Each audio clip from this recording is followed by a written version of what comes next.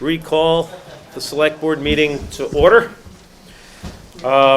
First item for us now is item number 4, consider approval of the agenda. Anyone have any comments? Joe, any changes or anything? Someone like to move to approve? So moved. Moved by Colleen, Second. second by Jerry. Further discussion, hearing none, all in favor? Aye. Any opposed? Okay, next is consider approval of select board minutes. Let's do October 11th first. Anyone have any comments? Hearing none. Someone want to move to approve?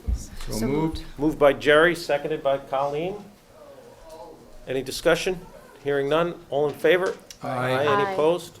Okay. And I did watch the rest of the meeting after I was no longer on teleconference and read through the minutes. Oh, great. And next is minutes of October 13th. It wasn't a warned meeting, it just happened to be that 3 select board members were at the public hearing. Okay, so we had 3 select board members there. I was not one of them. So, I have any comments? Yeah, I have a comment. It may, Josh or John may address this, but I think it was Josh that left and not John. I did leave. Yeah, at Okay, so 7:30. the meeting adjourned when, I can change Yeah. that When to Josh. when Josh left. Okay, Okay. so, any other, would someone like to move So to moved. approved as Second. amended? Moved by Jerry, seconded by Josh. All in favor? Aye. And Colleen and I Abstain. will abstain. Great. Next item is citizen participation in public comments. We've certainly had a few of those tonight. So this is the time where if anyone has something they'd like to say on an item over which this board has jurisdiction, not on tonight's agenda, this is your opportunity to do so. Does anyone? Okay. Next is select board comments, and I encourage everyone to go quickly because of the World Series, so. I don't have anything. Nothing for me? I want to make you happy. Thank you, excellent. I won't. Because we have opposite affiliations in this series. So any time we can take would be fine with me. Gotta get No, your the points where one you can quick get 'em. comment I wanted to make is that for those who have interest other than in baseball, we have an election coming. And we will not meet, I'm sure my colleagues all would agree, in any encouragement of everybody in the community to vote. And if you haven't taken the opportunity yet to register, please do. But by all means, in such a critical election, please make it a point to vote. I will agree with that. All right, thank you. Town manager report. All right, I'll be quick. A few meetings ago, I updated the select board, also my weekly manager's report, that I'm working with a consortium of managers and fire chiefs and rescue chiefs and police chiefs through the Regional Planning Commission on looking at a dispatch implementation study.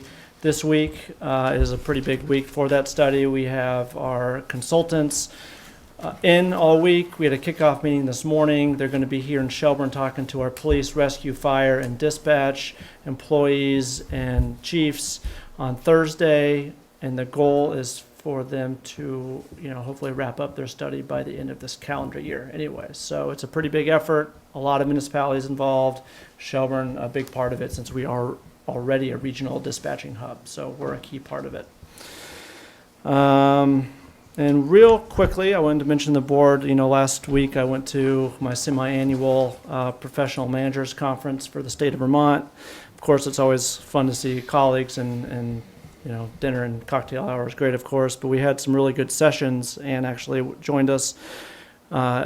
It's really with a lot of pride that, 2.5 years ago when I started, and by no means is this just because I was here, but I've been able to witness the change. We went from a stormwater program that was non-existent and really sinking to, I actually had Chris Robinson present to all the managers in the state about what we're doing on our stormwater program, and it's pretty incredible what the response was, that we're really ahead of the curve. And I mean, in the last 2.5 years, we've gone from the very, very bottom to the very, very top, and I think that's really a tribute to the board and to Chris in particular. On the flip side of that, we had a really good presentation from some consultants who are working on what's called the Vermont Futures Project. It's a pretty big effort on economic development. And I would challenge the select board and say, as far behind as we were 2.5 years ago on stormwater management, we are equally underperforming our responsibilities, I believe, in economic development. But I think that if we put some effort into it in the next 2.5 years, we could make some strides to improve what we're doing. I think Shelburne has a lot of benefits that a lot of communities don't have. We have wastewater capacity, we have great water resources, and a lot of other things that we could do more. Implementing form-based code and then hoping that something good happens is not enough. I think we need to take a more proactive approach, and we should be talking about that more over the next year. Thank you. Thanks, Joe. I had a question for Sure. Joe. Joe, I read somewhere, I'm not sure if it was the Free Press, about the state police looking to build a facility on this side of Vermont, in our local area. I don't know if you've heard anything about that. I don't know. I'll have to check. Yeah, it'd be something to look into. They were looking for property to buy and to build on, so. Might have been Vermont Business Magazine, I saw it in somewhere, but, I did read it in some. Okay. Thanks. Yeah. All right, next item is item number 9, our annual committee, board, commission report. We have 9 and 10, or 9 is with the library trustees and 10 is with the library building steering committee. I see Ruth Hagerman is already up to the microphone. I am always on time, although I might not keep to my time slot. Okay, so the Library Board of Trustees, Do you have I'm sorry. a quorum, and would you do like we have to a call quorum? Oh, I don't know. We have 4, so yes, we need to call our meeting to order. Thank Yes, you, you just thank did it. you. All right, are you going to take notes? 'Cause you're... All right. Aaron's like, no. All right. The Library Board of Trustees is the governing body of the library. We are organized by Vermont statute, which I gave you the statute number in your report. We also gave you the summary of our responsibilities that is found in our policy manual. We gave you a copy of our annual calendar of events so that you can see how we organize and try to accomplish all of our responsibilities. And we govern towards the mission statement, which is up there on that slide. So we, right now, our mission is to provide materials, services, and a place for the community to achieve its full potential. The mission statement gets reviewed every 3 years, so it will get reviewed next fall as part of our 3-year annual strategic plan.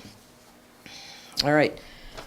So, is that enough of that one? Do you guys have any questions about that first part? If you got questions, you just shout them. I'm afraid Because to. otherwise you're afraid to ask me I questions, do yeah? have a question, Oh. but I don't want to interrupt you. No, that's all right. I don't care. I was puzzled by your response to number 6. You're puzzled by my response to number 6. Okay, do you want me to do anything in between numbers 1 and 6? Well, that's why I suggested I shouldn't interrupt you. Yeah. All right, I'm obviously You going to be can't standing up win. here for half an hour. I'll wait. I'll wait. We have You'll plenty wait? of time tonight. All right, okay, well, that'll give me a chance to think what the answer is. All right. Okay. Class now back in session. So, diversity, you asked for diversity. We feel that actually we are representative of Shelburne, but we could improve our racial and gender diversity. Right now, our male-female ratio is 0 to 7. So, the CBC appointment process that we use is not actually the same one that everyone else uses. We run our own process. We run our own ads. We go out and reach out to the community. We do our own interviews, recruitment interviews, and then we bring our candidates to you for appointment. All right. Now, you wanted to know what we've worked on and accomplished the last year, so we gave you a big, long list, and I just wanted to point out a couple. We did a huge overhaul of the library policy manual, and I need to publicly apologize to my board for that, because it took about 5 times longer than I thought it was going to. We did pass some new policies, the alcohol and library policy that you saw last month. And then we also passed a background check policy for volunteers working with children. We're trying to increase the number of volunteers we bring into the library. They are all over the library now, and we thought, well, maybe, for just parental concerns, we would like to increase a feeling of security.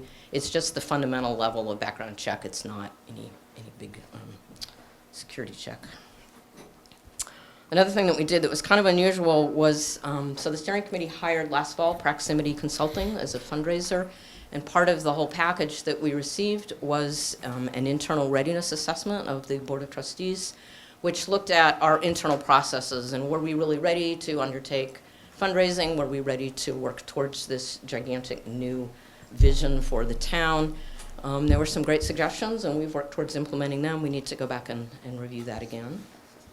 Another thing I'd like to point out is that the Board of Trustees this year, we have begun to receive a lot of requests to supplement our budget for operating costs. And so using money that is donated to the trustees, we have begun to actually have to fund some of the library operating costs. So last fiscal year, it was 1.5%. We supplemented the operating costs of the library 1.5% with private donations. And you're going to see that number again next month with the budget narrative. All right. So for goals for next year, we actually have two big goals to go along with all of the things that we normally do. We have to file a new 3-year strategic plan with the state. We do that every 3 years. It allows us to apply for state funding, keeps us in good standing as a library with the state. So although it is a 3-year plan, you know, we could make it a 10 or a 20-year vision. And this year I would like to kind of increase a little bit our scope because we are hopefully also working towards a new building. So that's our other goal, is to continue working with the steering committee towards a new building. Those two goals actually go together because the mission is what we want the library to be and to do for the town. We do it inside a structure. If we are going to get a new structure, let's make it kind of go along with our vision, what we want to accomplish. The mission statement and the strategic plan we're currently under was designed to improve customer experience. Essentially, we decided to view the patrons as customers, and we wanted to do everything we could to make them happy, to make them come back, to make them come more often. We're doing very well with that. I'm going to show you some slides in a minute.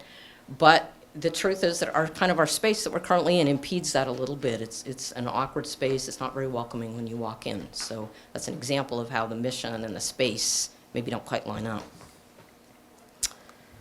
All right. Now, question number 6. Okay, so the answer is that you wanted to know what would happen if the select board needed to cut 2% from the town budget or could add 2% to the town budget. And, you know, I mean, obviously, we're going to want all of it, okay? But because we participate in the town budgeting process directly, we submit to you our budget. We didn't really feel it was appropriate for us to answer that question that way, at least not in print. Okay? Does that answer your question? No, that's quite puzzling. Why is that? Because any town department is in the same circumstance and have all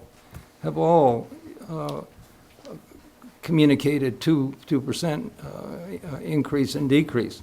I don't understand, simply because you're participating in budget, why you feel exempt from this request. Oh, maybe I don't understand. I think we might be talking about two different things. I understood this question to ask me if the town was cutting 2% overall from its entire budget, what would I suggest that you cut? That's how I read this question. Is that how you read it? No, I think the intent of the question probably was if the town were to reduce the My library. budget, 2% library budget, right, and that is part of the budget narrative that we have prepared. We are participating in that, yeah. Well, it would have been helpful probably to have that in your report then. The budget narrative? Your It's not response, due. your response to the question. Okay, well, we could add that. All right? All Now, right. the other comment I wanted to Okay. make is a much more positive comment. Okay, great.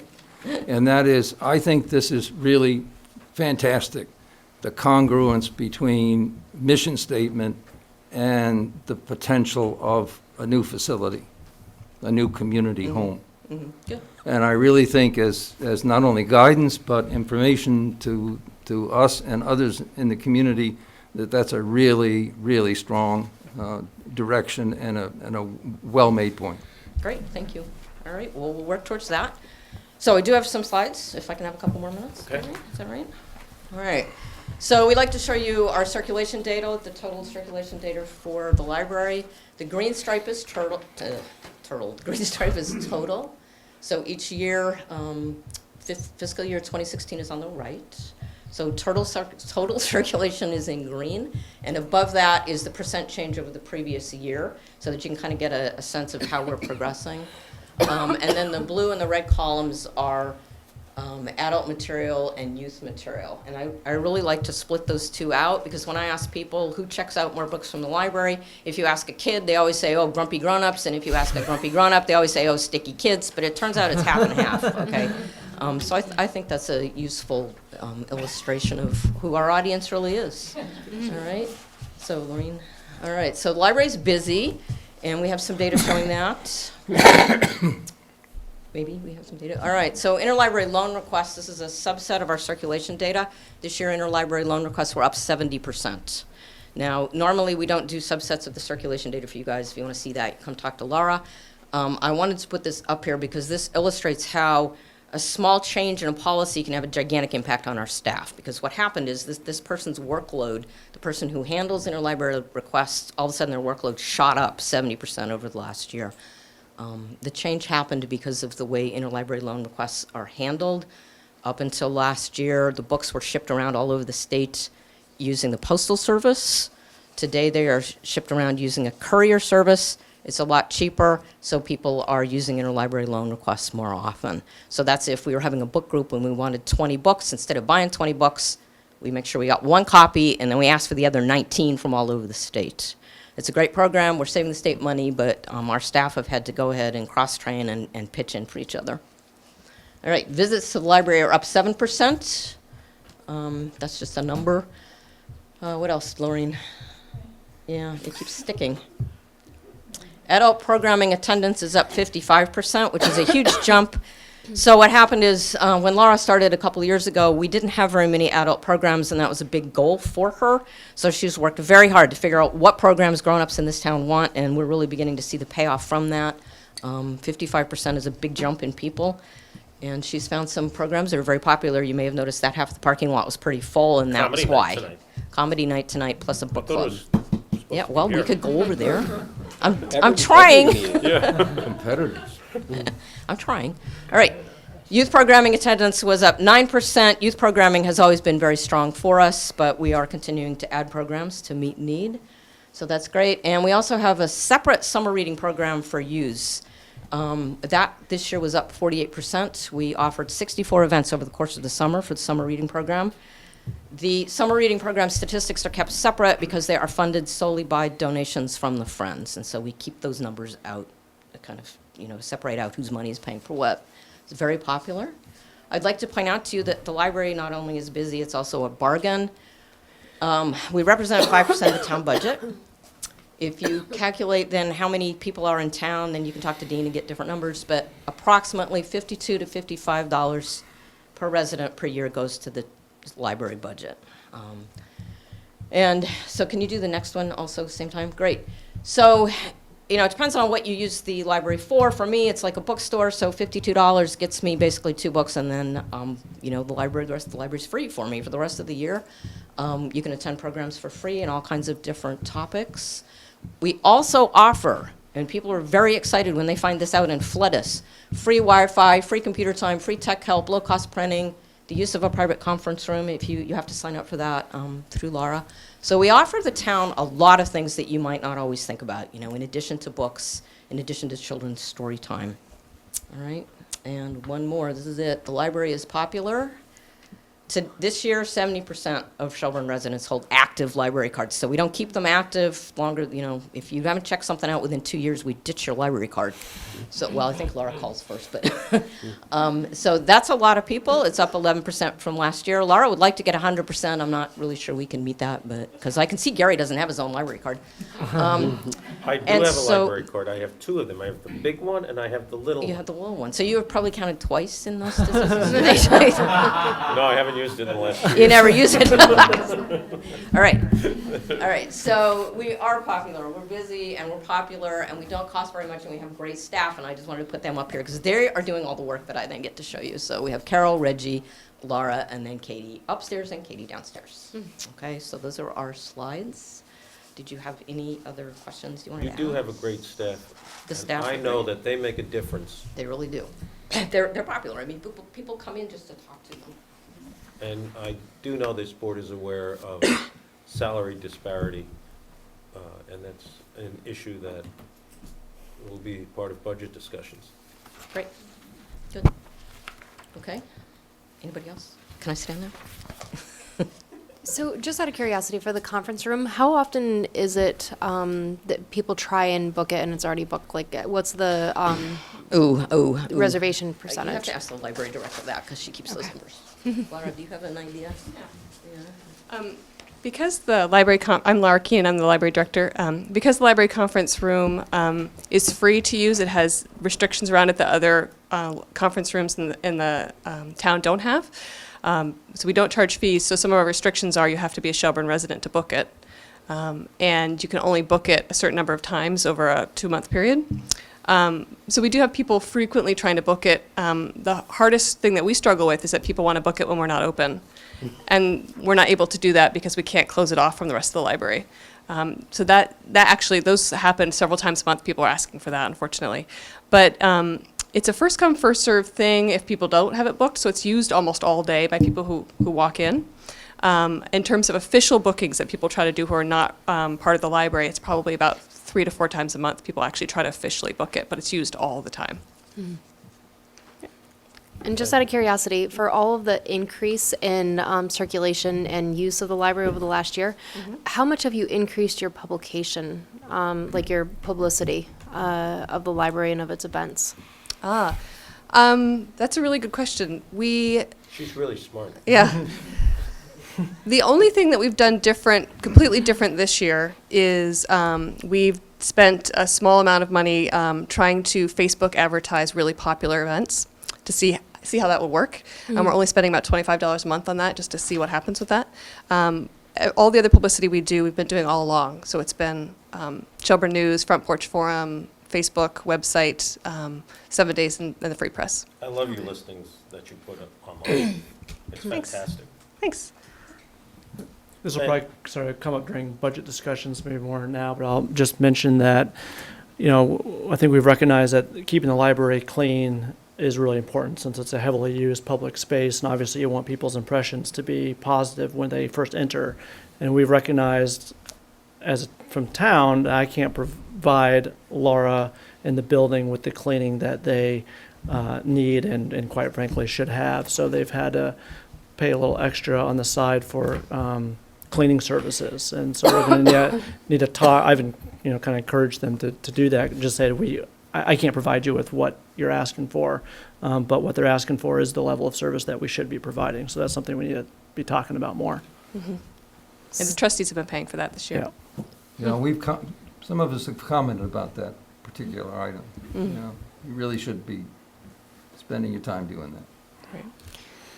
And it seems like every winter there's some type of maintenance issue. Is there anything that you can see on the horizon that you're a little bit worried about coming into winter, assuming we're actually going to have a winter? Yeah. There are 2 things that I always have to keep an eye on. So whenever it gets cold, we have to open up all of the cabinets in the kitchen because the kitchen isn't insulated and the pipes will freeze if we don't do that. We also have to open up the bathrooms to make sure that the heat gets in there. That we always have to do every time it gets below 30 degrees. And the other thing is when the ground freezes and stuff starts to melt, the rainwater doesn't get down to the French drains that are buried, and so it comes right into the library. And that's another one that we're worried about, again. We need a new library, which is a segue into our next agenda item with the library steering committee. Do you have any other questions for Ruth? Okay. Good job, Ruth. All right. Thank you. Good job, Ruth. I just brought these in case you guys wanted to see them. I know you've seen them already. So we should probably go ahead and call the steering Yes. committee to order too. I do need to call a steering committee meeting to order because we do have a quorum here. Okay? Done. And Ruth can probably close her meeting. Well. Well, they're still here. Oh, yeah. They're still here. And they're still talking about library business. I'd keep That's it true. alive. All right. So we've had a pretty exciting year for the steering committee. I think a large part of that is due and thanks to you. This board made this project a priority this year, and I think because of that, we've been able to make a huge energetic leap forward in what we've done. That prioritization, the work of the committee members, the trustees and the friends, and the enthusiasm of the community has really helped us vault forward to a point where I'm incredibly excited to update you on what's happened and to tell you what's coming next. But before I do that, one of the things a little seed I want to plant in your brains, Joe brought up economic development. And one of the things I'd like to entice you to think about is the role the library plays in that. It's a pretty important hub for economic development. People come to drop books off at the library and then walk to a bunch of other businesses around town because we're so walkable. Entrepreneurs come and sit all day using our free Wi-Fi and conducting business. People come in and have business meetings in the library. I host the Shelburne Business and Professional Association roundtable every other month. And business people come in and talk to me about their services. And so we are actually a place that's helping to foster business in this community. And I think that'll become even more of the case if we get a new building that attracts even more attention than we already have. So some of the things we've done this year, which I'm very excited to go through, we hired Proximity Consulting, as Ruth already brought to you. We hired an architectural firm whose designs you've seen, but I brought them today to show them again. We have 2 new members, one of whom is here somewhere. Yes. Ann Smallwood is here. She's one of our new community members on the board, and Alice Wynn, who I don't see here, is the other one. We have a project manager who's helping me stay organized and helping the whole committee stay organized, which is pretty amazing. We applied for and received a fairly sizable grant from the community to do a lot of the work we've been doing. I set up a donor management system called Little Green Light, which is helping me organize my donors and volunteers. We've conducted a large number of public engagement sessions, which I know you guys have heard about, and we will continue to do that. I have an online forum so that people can react to the designs that are currently up and give me lots of feedback. I've been getting several people responding to that.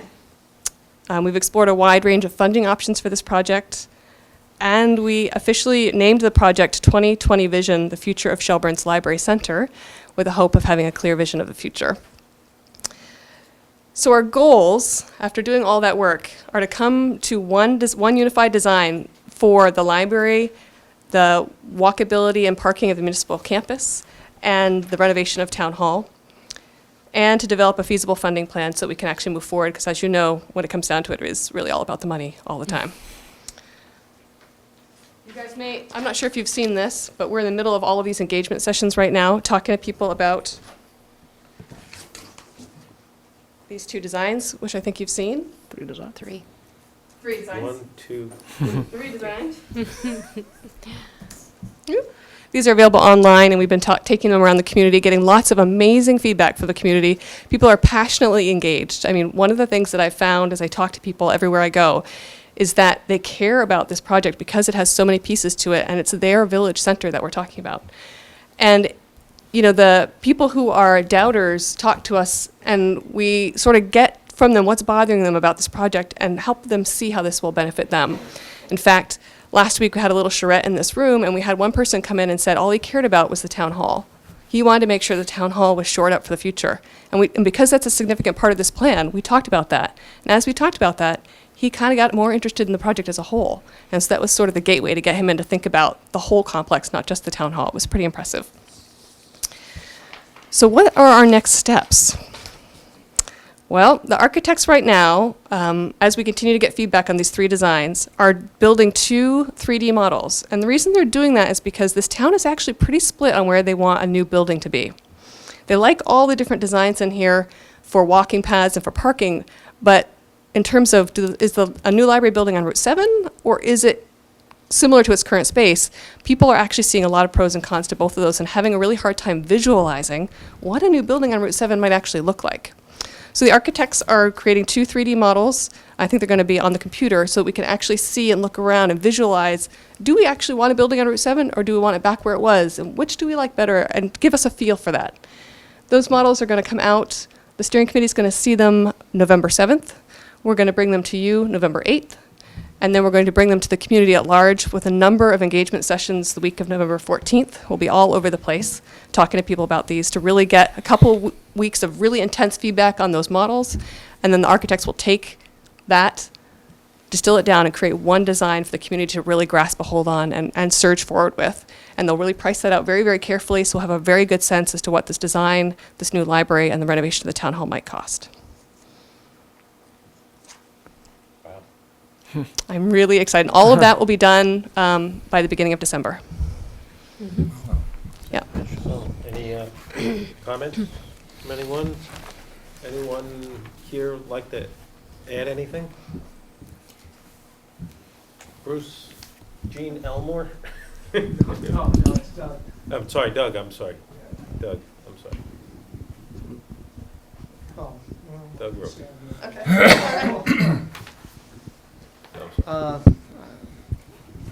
As one who dealt with a number of projects, is this on or off now? It's on. Okay. As one who dealt with a number of capital projects recently, one being the school renovation that first started off at 11.2 million and then finally got whittled down to 9 million. When these types of things come up, I want to take a look a little bit to the background of why this is being done. And just looking back over what the library has been here, prior to 1995, it was an 1,000 square foot building. In 1995, I believe, is when they moved into what used to be the town offices, which is about 2,000 or 2,400 square feet, thereabouts. And the proposal now for 2020 is now for 11,000 square feet. So we had 6,000 residents in 1995, and we might have 7,700 residents in 2020. So we're gone from 1,000 square feet to 11,000 square feet. I kind of question the reasonableness of it. In dealing with structures, I'm wondering whether there has been any look to expanding the current facility to bring it to 4,000 square feet instead of 2,400 square feet. Rather than we're building a new building, it will cost $300 a square foot, so you're going to be asking the residents for $3 million bond right after a $9.2 million bond that was done for the school. The school was a debacle in 1960 when they did open classrooms. That's the only reason. So I'm wondering whether this is potentially another debacle. I turned to my neighbors on both sides of me, and I said, they're looking to have a new library. And they're going, why are they having a library, a new library? Is the library really needed? I say, well, they need more space. And then they look around and say, the town offices used to be in a 2,400 square foot building.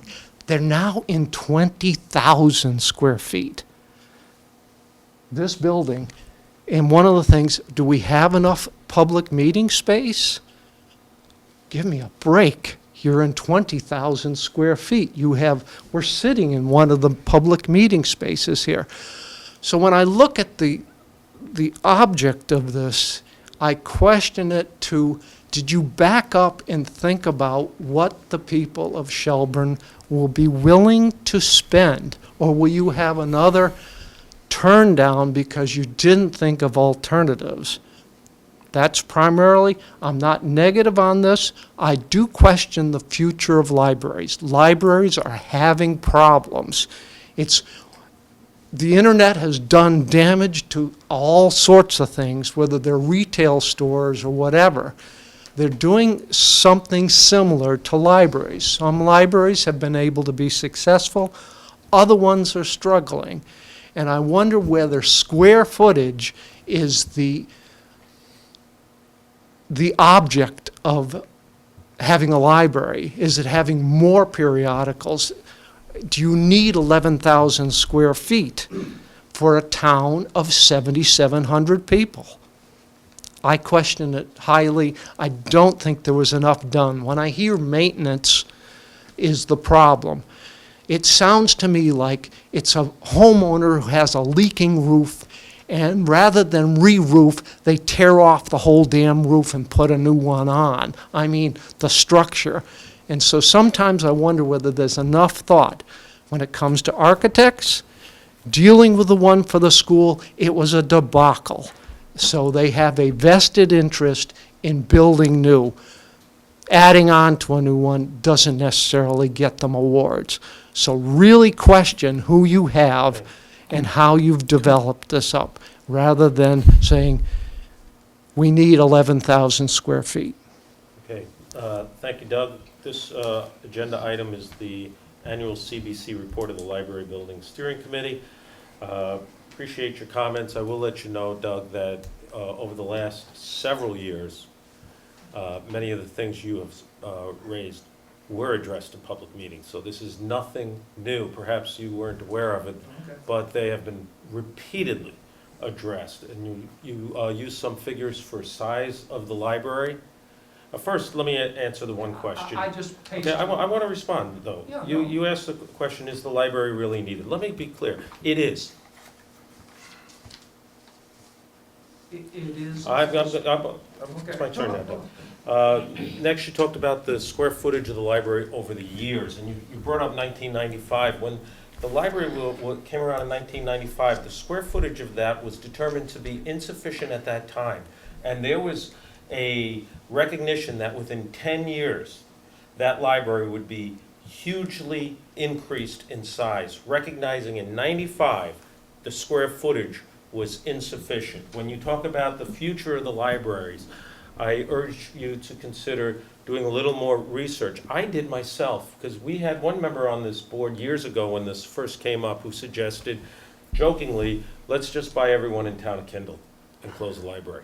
Now, I didn't think that was funny. I thought it, and I think that member regretted saying that later on, and probably is supportive of the library right now, a new library right now. He is.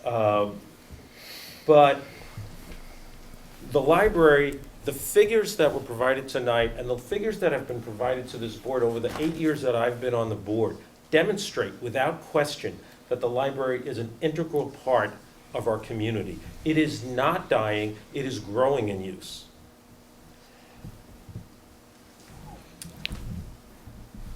I appreciate your comments. I urge you to look back at the conversations that have taken place.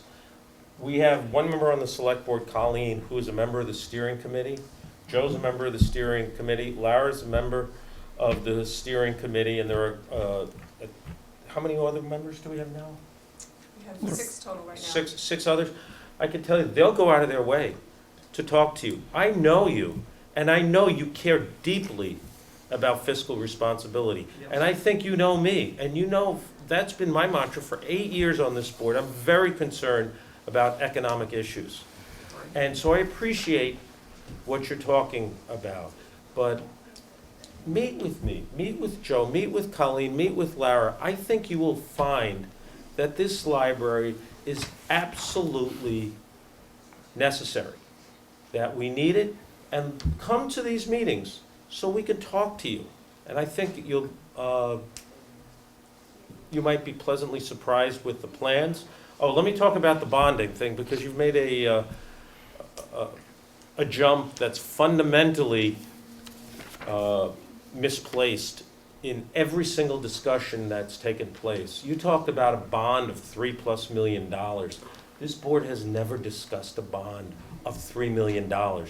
This board has discussed financing through private donations for perhaps 90% of the cost. Could that number change? Possibly. But no one at any time has brought up on this board a $3 million bond or $5 million bond. No one has ever done that, because we've recognized the cost factors and the cost of the school, the cost of our wastewater management, our stormwater control issues. We have a lot of other costs, so we're aware of it. So I hope that answered some of your questions. You are on the steering committee. Is there anything you can add? Well, to be honest, I thought that like, you coming forward and asking these questions was actually our chance to shine, because we have investigated just about every single question that you've asked were things that were on our agenda when we first formed the steering committee. Exactly those questions. Do we need this?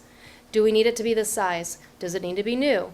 Can we just redo the old? We all reuse, and we're big proponents of that, and we thought we could do that. And it's been investigated thoroughly. But I agree with Gary. I would love to see you had, like, we have our next charrette is coming up. November 8th. Laura. Yeah. Well, Yeah. Yep. I would have asked these questions at the last public meeting, but it was at Wake Robin, and that wasn't open to the public. Yeah. When I called, they said no. So, and I wish we had a little bit more time to discuss it, because like I said, this would be a great opportunity to tell everyone, again, how we've investigated and the conclusions we've come to. But we'd love to be able to give everybody the chance to ask these questions and to have them answered appropriately at the next charrette. And we'll have more than just that one opportunity. We've really focused on outreach and getting public feedback and to answer every single question that we can, and because people think of questions that maybe we didn't think of. So again, I encourage everybody to just be as involved as possible. This is the time to do it. So get involved. All right, any other comments by anyone? Laura? Thank you so much. Here's the face. Laura, this was excellently prepared. Thank you. Really well Thank done. you. Thanks for your support. I really appreciate it.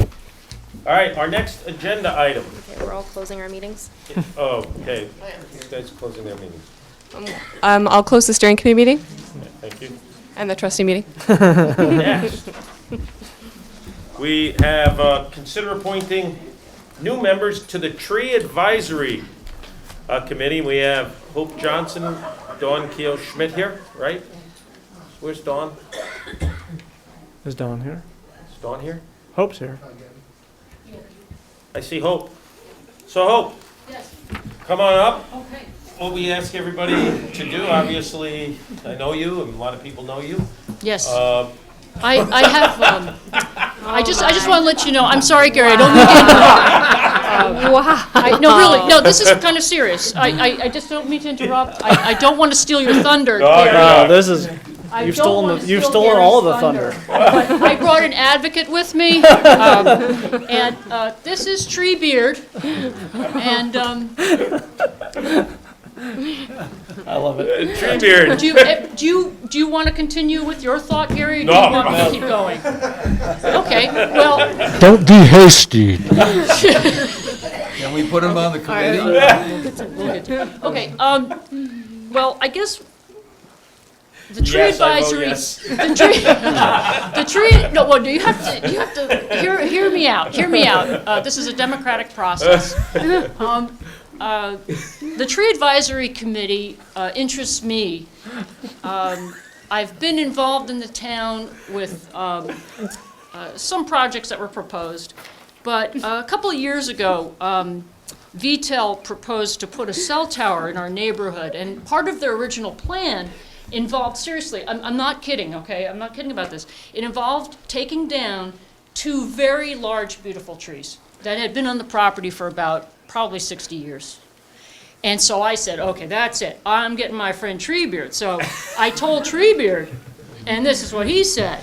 Those trees were my friends. So we got right to it, and we worked very hard for a year and a half, 2 years, trying to fight this project. And we didn't stop the project, but we had enough influence that the tower was moved to another location on the property, and we spared those trees. And so Treebeard is here. Treebeard is here with me to verify that this indeed happened. And also, Treebeard happens to be my husband, so I'm a tree hugger.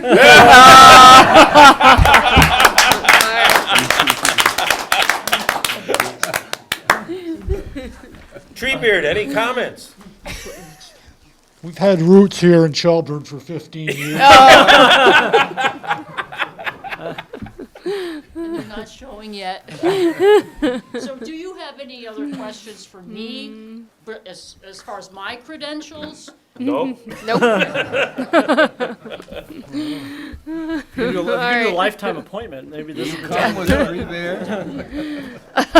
Someone, Thank you. Move to appoint Hope Johnson to the Tree Advisory Committee for a term ending March 31st, 2019. Second. Starting, by like, Colleen, now. Seconded by Treebeard, Treebeard. and Jerry. Do we get Treebeard along? I know, it's a, Comes with, it's a joint There- membership. This is a public open meeting. By law statute, we're required to provide comment time. Does anyone have a comment about this special application and Treebeard? Hearing none, all in favor? Aye. Any opposed? No one would dare. Beard's wife, you're in. The bar's been set high for The new. bar I is know. very, very high. Oh, gee. Oh, that was unbelievable. Side, did you come dressed up or not? We need to open. The funny thing is, I saw like the hat of that, and I thought someone was like, is So somebody we bringing have a Alfio plant? Schmidt. I don't know Dawn. Unbelievable. I don't know Dawn, so I don't know if she's here or not. We can hold it till another meeting. All right, let's hold it until Okay. John can be here.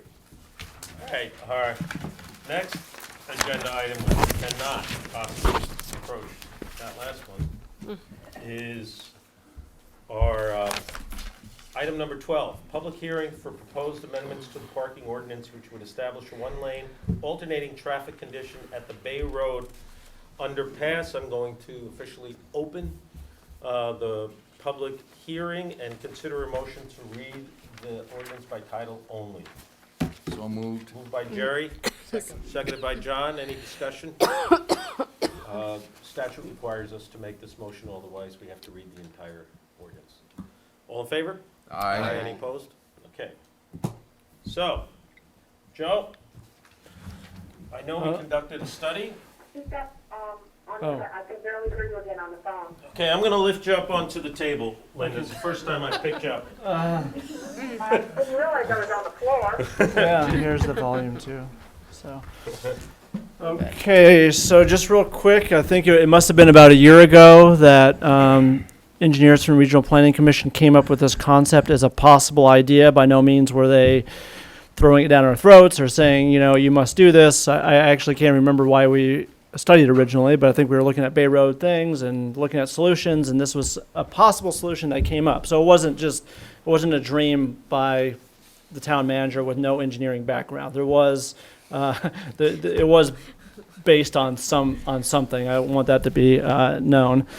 And again, when Bay Road corridor, when looking at new solutions in terms of the bridge, the underpass, the whole thing became a priority from the select board. That also triggered, you know, why don't we look at this as a pilot project? I think if we've learned something as a community, whether it was turning off streetlights before necessary, it's nice to do a trial run before making a decision. So the point here was to give it a shot, see what happens, acknowledging that the current situation, the way it was before, was not ideal, and likely this is not the best solution or the perfect solution either, but we thought it was worth a shot, especially given the feedback that we've received from people who have had safety problems. I mean, myself, I've run in that corridor, been under the underpass, and just about got squished by 2 cars myself. So I've experienced that there can be some dangers.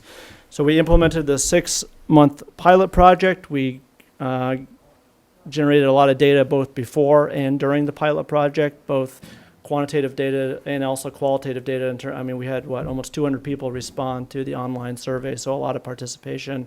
And Cy, the engineer from the Regional Planning Commission, has a report to give the board on the data that was collected both before and during.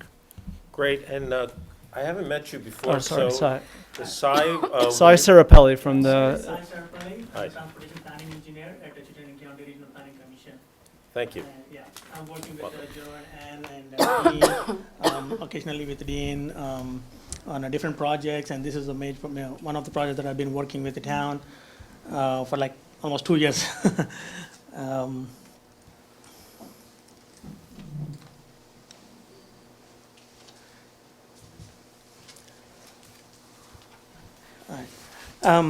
So to give a little bit of background, I think in 2014 there was a request to look at the safety concerns along Bay Road, especially the at the underpass, because of the roadway width and side distance and grades and geometry. So we collected traffic data in 2014 that was mostly traffic volume and speeds at that time. And during that evaluation, we understood that there is some kind of safety concern at the underpass. So that's where it's all initiated, this whole process. So this is to give an overview of my presentation tonight. we're going to look at like the background, why the pilot study began, and why it was implemented, and what was the safety concerns, and what was any crashes in this area, and then what is the public opinion on this pilot study, and then what is the data that we collected, and what was the outcome from the data. So as I mentioned, so as per town's request, we completed a study in 2000. We collected data in 2014 and then submitted a report in 2015. And then one of the recommendations from that evaluation was to look at the safety improvements at the underpass, because instead of being a reactive manner, it should be a proactive manner, because there are so many safety hazard conditions at the underpass. Like it's a narrow road width. It's only like 20 feet between abutments. And then you can see there's maybe 6 inches on both sides, which is all gravel, and it's all torn up pavements, because nobody's using it. There's no usage. That's why it's all get dirty, and so the effective width is like maybe 18 feet or maybe 17 feet. So it's very, very narrow for 2 cars to pass. And then there is a limited side distance, especially for westbound people, like people going from Shelburne Road to Harbor Road. And there is a dangerous combination of vertical grade. There's like a 4 to 5% of vertical grade right before the entrance of underpass, and it's also combined with a horizontal curve, which induce centrifugal force for people. And if they're driving too fast, they will be going away from the lane.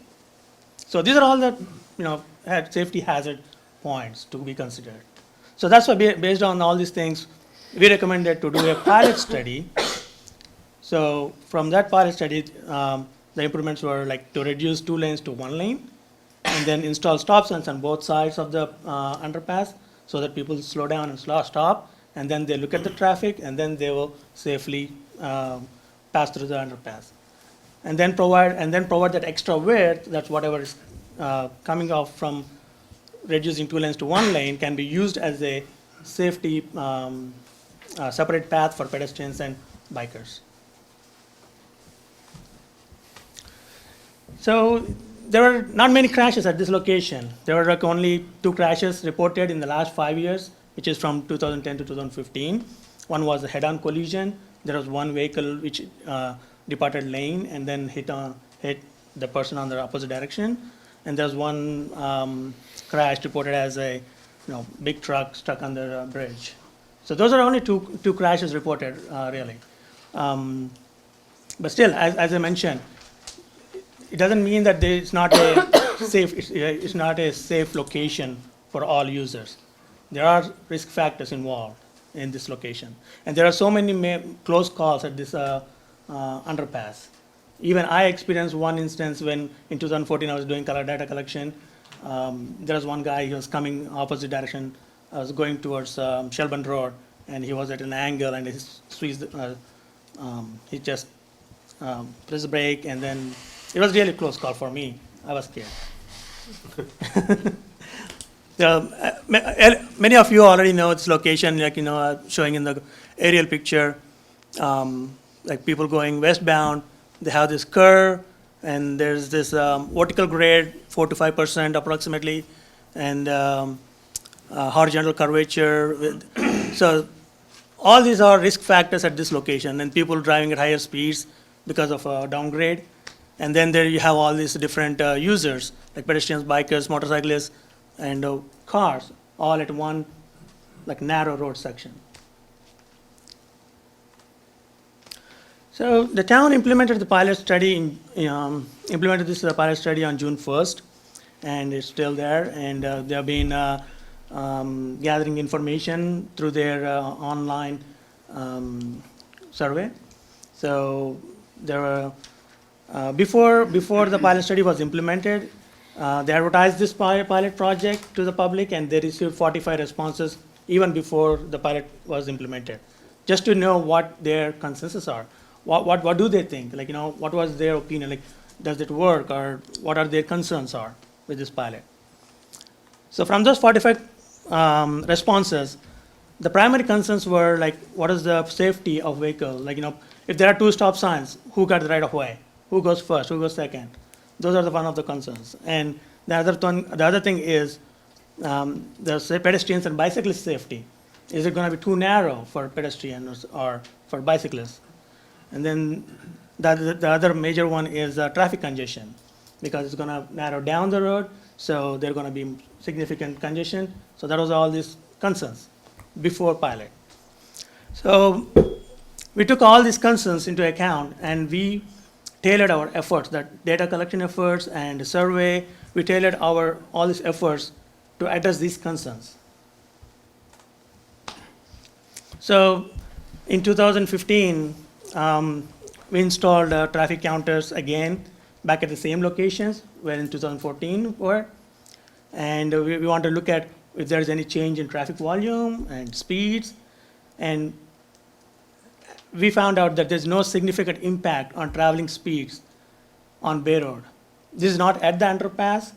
This is our two locations. Like one location A is on the east side of the underpass, at almost like between underpass and Marinas Way. And location B is like closer to Spinnaker Lane. So we look at before and after data for speeds, and we didn't see any significant difference. They're pretty much kind of same. However, the volumes we noticed they are increased. This is the average daily traffic. This is not annual average. This is based on 7 days data that we collected. So it's an average daily traffic. It's in summer, and in summer we noticed that there's a almost 30% increase in traffic. And then we collected manually queue lengths and delays at the underpass on 3 randomly selected days. The 2 days during the summer, like end of July, to capture summer traffic. And then 1 day we selected in September, like the end of September, to capture school traffic. And we noticed that average delay per vehicle on a typical day can range from like 6 to 10 seconds per vehicle. That's an average. And during the PM peak, we noticed that there's a significant delays. The maximum was like almost 150 seconds per vehicle. But does not mean that the whole queue or the whole traffic experience the same delay. It is like maybe 1 or 2 vehicles experience that maximum delay. And then after implementation, town continued to collect feedback from public. So they closed the survey on October 7th. By that time, they received 155 responses from public. And the responses were divided. They are split in their opinions on safety and travel conditions. So there's approximately half of the public indicated that, yeah, it's very safe for pedestrians, bicyclists, and also for motorists. And other half expressed that, it's slowing down traffic significantly and it's backing up traffic. So it was like a split. But when they're talking about traffic, they're not emphasizing or they're not providing any comment on safety. So it was like a split. So one was totally focused on safety, one was totally focused on traffic. And then there was another survey, it's an on-site survey conducted by Shelburne Bike and Pedestrian Paths Committee. So they selected 2 random days in summer, and they interviewed on-site 15 road users who are either pedestrians or bicyclists. And this survey is focused primarily for to get the feel of pedestrians and bicyclists at the underpass. So they interviewed 15 users in 2 days. And this is a chart that shows the public opinion from the on-site survey from 15 interviews.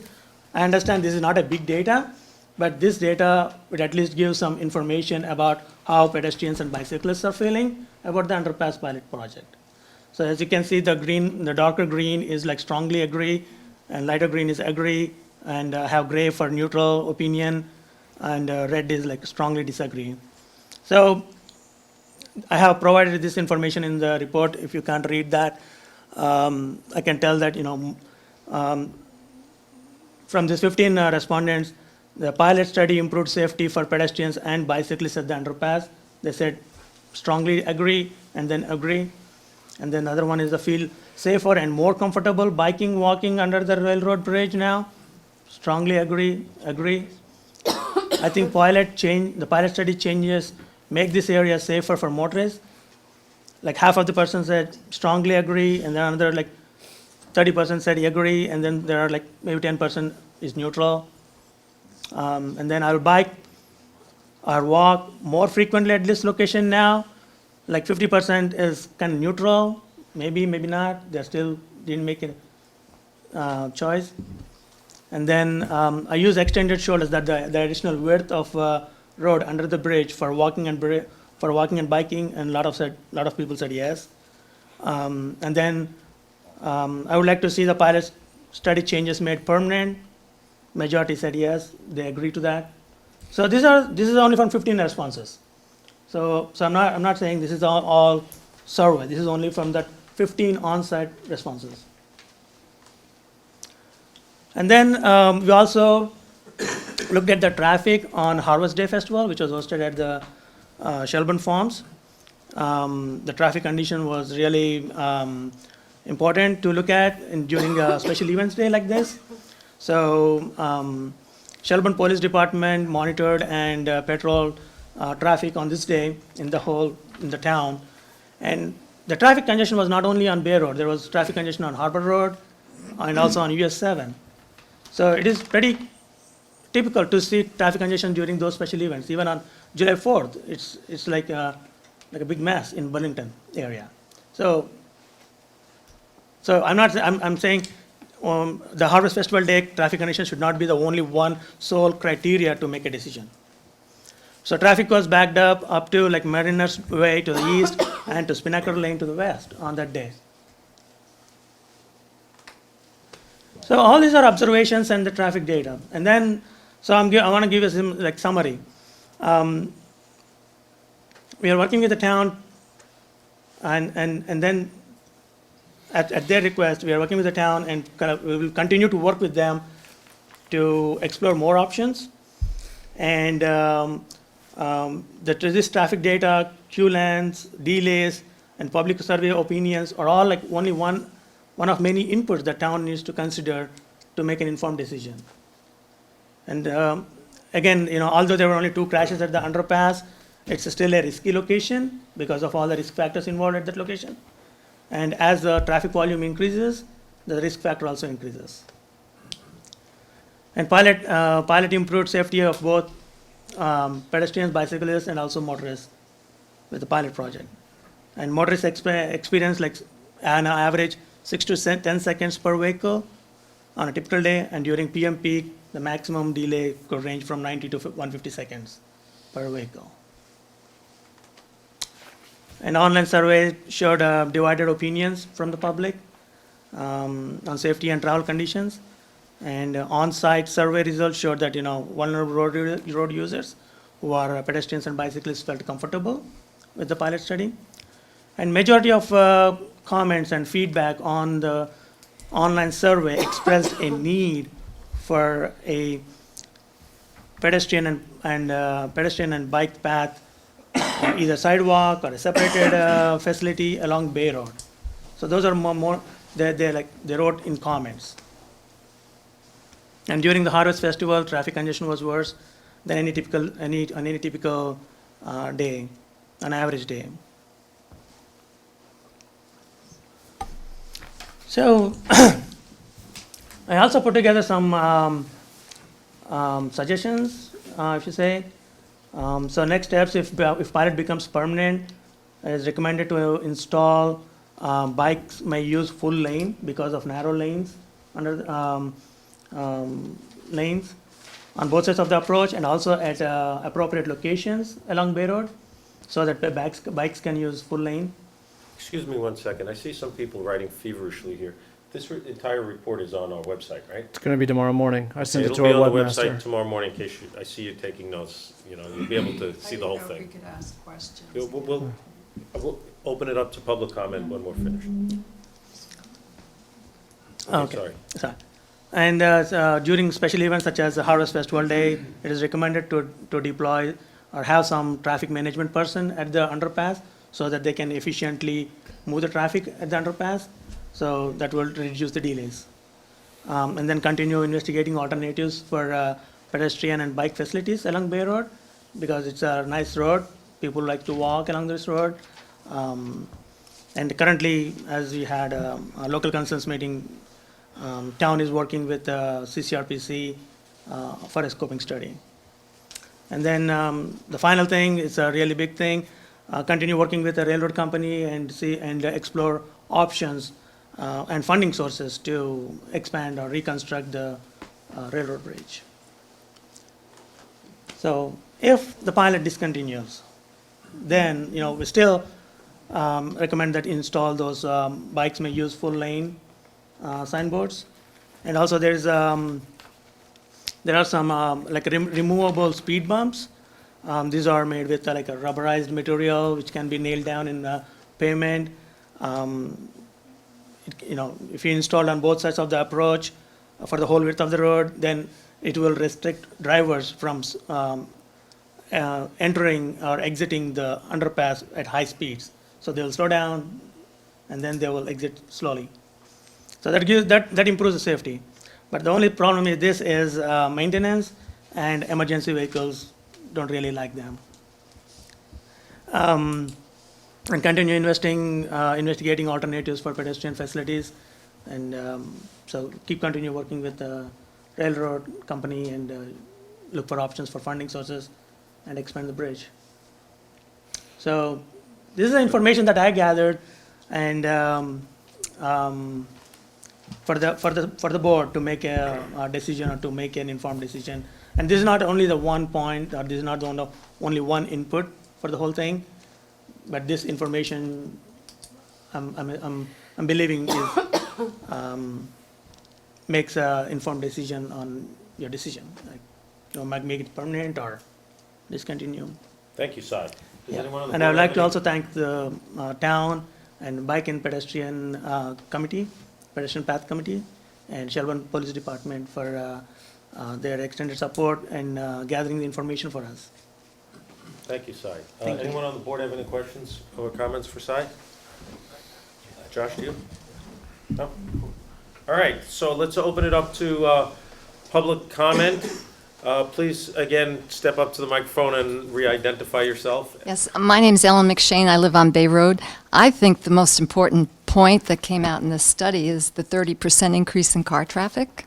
I just don't see how you're ever going to diminish that amount of traffic on that road. You put sidewalks in, it's going to be as dangerous for the people walking down biking as it is now. The traffic over the 20-some-odd years I've lived there, it's just tremendous how it's grown, and it grows every year. And we have a great police department. You don't hardly ever see them on Bay Road slowing people down, So I think if we helped people keep to the speed limit, and I think that the comment being made that this is not a road that should be focused purely on bikers and pedestrians because of the car usage, I thought was valid. And the other suggestion that my partner made, that, put a stop sign at either side, I think that could help you too, because I could not get out of our house. We're about half a mile west of the overpass, the railroad bridge. On Harvest Festival Day, it was from 12:30 to about 4 o'clock. I couldn't get out. And it's a little concerning, if you had a fire or something awful happened. And the pollution, you've created so much pollution. People are speeding up to get away from stopping, and then when they're idling outside the house, we're on the other side of the road, and you just can't be outside. This is very sad. Thank you. Anyone else have a comment? Linda, you here? You want to make a comment? Absolutely. Thank you very much. I hope the select will vote no on this, making the stop signs permanent. I don't think they're needed. I think there has not been an accident, and that speaks to safety. It should be noted that in 2 days, 15 people were interviewed. That's a very, very small population for inconveniencing all the motor traffic and all the people that are in close proximity to that stop sign. I wish the survey had asked those same 15 people if they stopped on their bicycles for the stop sign, because I bet 80 to 90% of them didn't. And I cannot see inconveniencing motor traffic, making them stop, and allowing bicycles to run the stop sign. I noticed that when a suggestion says bikes may use full lane, well, they tend to anyway, but when there's a backup of vehicles, motor vehicles, the bikes scoot along right beside them and cut in. So it seems we're coddling a very, very small population and inconveniencing everyone else, not to mention the hazard that that's going to be in the winter when there aren't any bicycles. And if a person on a bicycle chooses to go through that underpass when it's 2 lanes when there's a car coming, well, they might get almost smushed against the wall because there isn't room for it. But that's where common sense and personal responsibility come into play. If somebody else bigger than you is in there, wait. But the bikes don't wait. Pedestrians, I mean, we can see. You see when there's nobody coming, you go through. Those white things fall over all the time that are supposed to make the lanes, and yet 26% of the people don't even stay inside the lanes, and they use the main lane for motor traffic. So it's a big to-do about nothing. I think it's the first step in making Bay Road a community bike path, and I think it's a dangerous and slippery slope. When the Harvest Festival was going on, traffic was backed up going to it, not just coming out when it was exiting.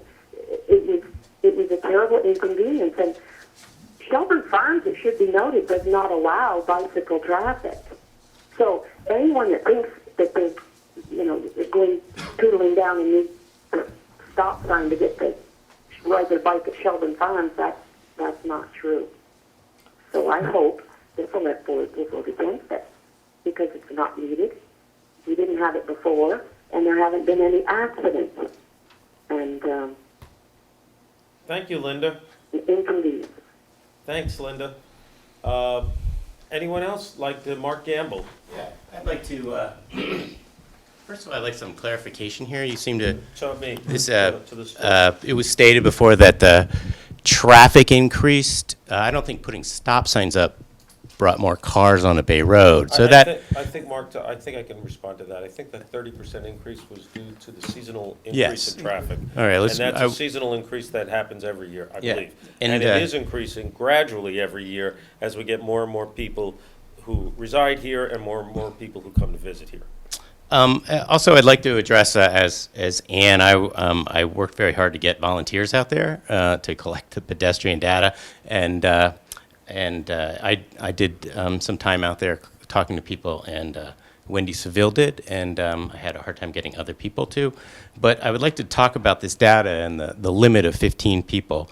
My father was a research physician, and I asked him, well, do you use a lot of statistics? And he said, well, what my research says, if there's light at the end of the tunnel, you'll see it. And I'd just like to show these numbers are, if it's 15, it's a small sample size, but we're not dealing with positives in the range of 3 or 4%. We're talking positives in the range of factors of 7 or factors of 5. So I'd just like to point out that as far as pedestrian and bikers are obviously for this. So I would just like to state that. Thanks, Mark. Cree Lintelak, please step up to the microphone, identify yourself. Just did. But I'll do it again. Cree Lintelak. I've been a resident of Shelburne since 1967. Lived in Shelburne Point, now live in the farm, and I use Bay Road a lot. And I think it's a matter of public safety. I deeply appreciate the effort of the town with the stop signs. Obviously, we need to refine this effort.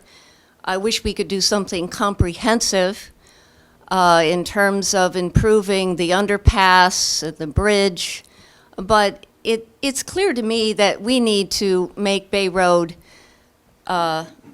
safer for pedestrians and cyclists. And also for automobiles, I feel much safer driving under that underpass with the 2 stop signs. So the other point here is Bay Road happens to be very beautiful.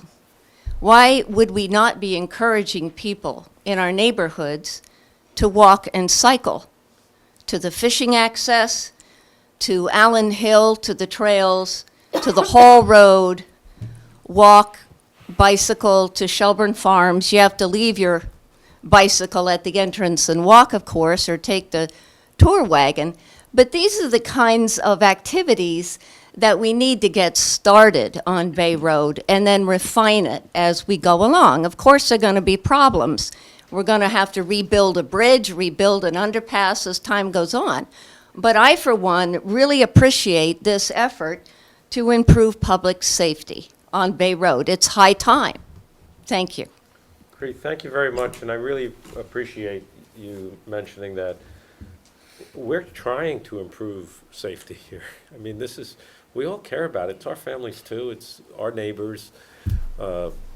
It's important to all of us also. Please, if you could. Hi again, I'm Pike Porter. And again, I'd like to thank you for putting in the stop signs, and I hope they become permanent. I think that bridge, together with the blind curve, is a big safety hazard, and those for traffic, forget about pedestrians, forget about bicycles, for cars coming through. One car can't see the other car until it's almost too late. And those stop signs help a lot. And when I try and get out of 602 Bay Road, sometimes I need to make a right turn because I don't trust what I can't see coming from the left underneath that road. So I think the extra 3 to 6 seconds on average and a minute and a half on the far end is well worth time spent for the safety that these stop signs provide. Thanks. Thanks, Pike. Hey, Pike, who's that on your shirt? That is Ray Charles. I know, because that was my segue to Georgia, Georgia. Sorry. Julia Ely again. I was wondering if it was ever considered to have... Could you step up to the mic, please, Julia? Thank you. Sorry, Julia Ely. I'm on Bay Road and wondering whether it was ever considered stoplights on each side of the underpass, because then it would allow, instead of one car stop, one car go, one car stop, the other car go, it would go in swatches like they do on one-lane bridges when they're under construction. It would move the traffic through close much quicker, and I don't think you'd get the horns honking and aggression if that was, switched to that rather than the stop signs. Thank you. Please, and then you're next, okay? Paul Glover, Bay Road. Again, I'm going to suggest that the compromise here is to let 2 cars go through the underpass at once, stop sign on both directions. That will slow the traffic to a very small speed, still allow people to get through safely, and double the amount of traffic that is allowed to go through Bay Road. That's my suggestion. Thank you. And please.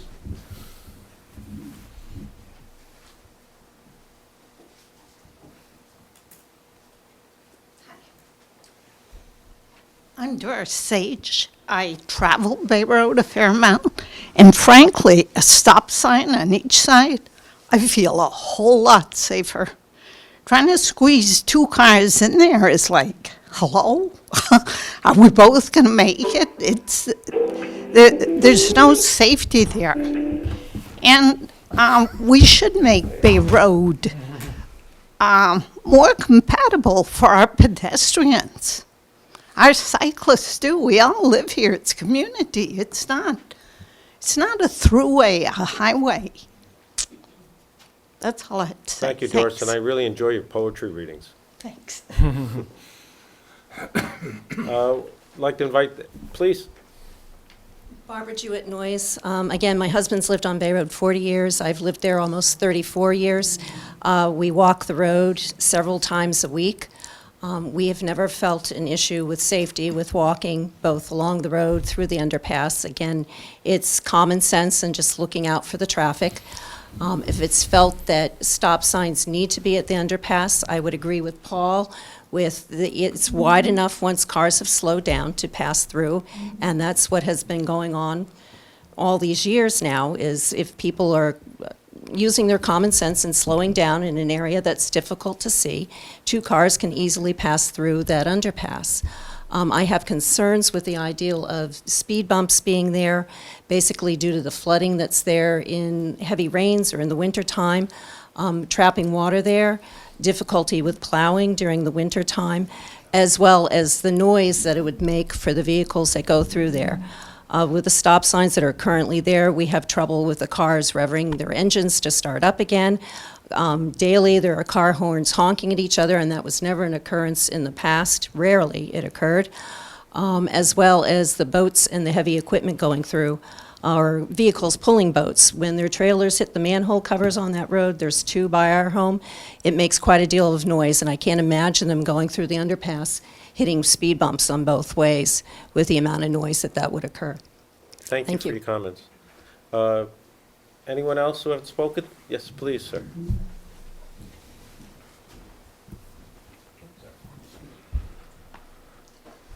I'm Terry Kenoa, and I live out in Harborwood Shores, and being there for 10 years, the only way to get downtown quickly was to go Bay Road. Not quickly enough that I speeded, but from the stand. Is that true, Chief? But what I'm wondering is if there can't be some, alternative here. And I know that in touring around the rest of the country, when there were situations like this, you'd find that perhaps there'd be some flashing yellow lights, maybe like you have at the school, that a pedestrian can hit, which then would give warning on both sides that there, and if there's proper signage which says narrow, and perhaps the sign that says that it's a narrow underpass, you realize it was probably about 5 years ago that the speed sign at the top of that hill right there that now says 25 miles an hour said 35. And we got that reduced to 25. But I think that with proper signage, the fact that there are pedestrians using it, bicyclists, I think they go through fast enough that it doesn't matter. They could pass the cars going through. But it's the pedestrians that are ones that if they can provide some sort of a warning, cars are going to slow down because they don't want to hit anybody, and it's common sense.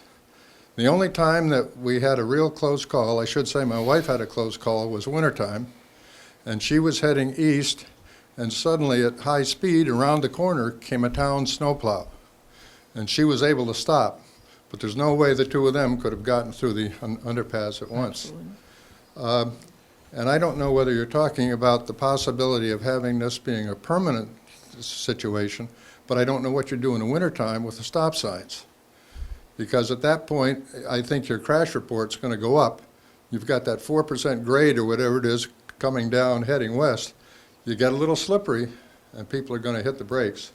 And they slide either into somebody who's waiting or into somebody who's coming up the other way. Thank you. So, appreciate the comments. Please. Ashley Adams. My father's Paul Adams, and he lives at 602 Bay Road. I spoke earlier, but I felt that I needed to speak again.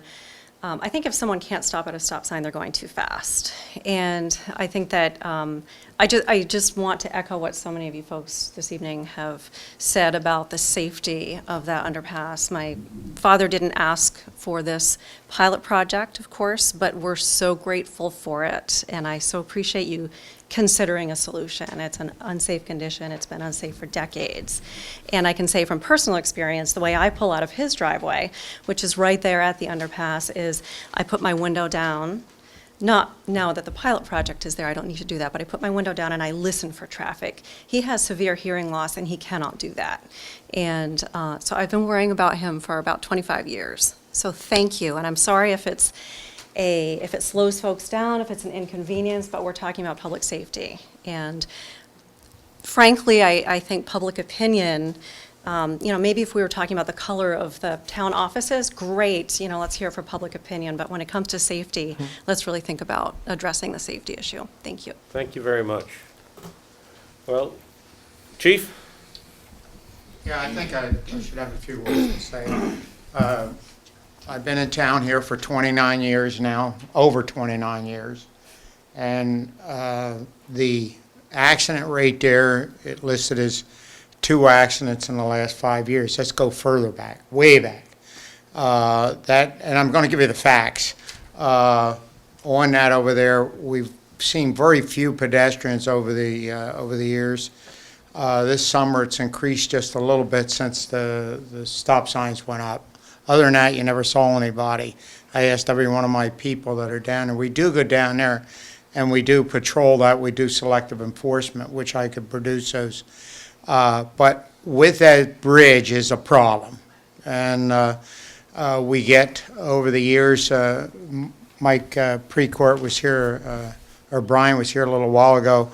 Their property, we get tractor trailers who don't listen or look at signs. They come down, they stop right there, they can't get under the bridge. So they back up, get on their property, down in the ditch, ties the road up for hours. That's one problem there. That has nothing to do with stop signs. Others, we get trucks that'll come down in box trucks, and the drivers are very inexperienced, and smash into the bridge. And they get stuck sometimes. So that takes time to get them out. Is that listed as a major accident? No. It's carelessness on their part. And so we've got problems with that. As far as I heard somebody mention to get police, or one of them on there said have a police officer at certain times. Over the Harvest Festival and the following weekend, our dispatch center, our 911 center, now they shouldn't be calling 911, but it didn't stop. 2 locations did not stop. People hostile. And in order to put 2 officers down, there wasn't any that day. They had to go down and then back. We had 3 or 4 things going on at one time, and that was a major problem there. The farms did call and asked about police. I said, well, you're going to need 2. Why do I say we need 2 there? I can't put an officer in the middle of that bridge to direct cars this and that way they're going to get squished. So it would take 2 to run on those high times, and we told them it would cost them. We can't bring somebody in on overtime. We got to keep the budget down. So, but the problem is, we do go down there, and there are problems, and most of it is all centered around the bridge. The stop signs, yeah, they do back up during the day, and that is a problem there. The road is, coming down in there with boats, we get a lot of boats. We've had boats that scrape the side, that have scraped the walls coming through there. We get a lot of bicycles. We've noticed that's all over. That's not just in the town. That run stop signs, and especially if we get groups of 10 or 20, they just blow right on through them. And I mean, that's a problem. The legitimate bicycle riders are normally just one here, one there that are very good. Most of them just say the heck with it and dart in front of cars. So there is a problem. The road is not conducive to real being a safe road, but we haven't had many accidents. That doesn't mean we won't get one. So we do patrol down there. It's up to the people who live there and what have you, what they think of the stop signs. But when it is heavy, it creates a problem for the 911 center because they call 911. That's all I wanted to say. Thanks, Chief. So we had Cy's presentation. Thank you very much for the presentation. Thank you, everyone, for your comments now and earlier this evening.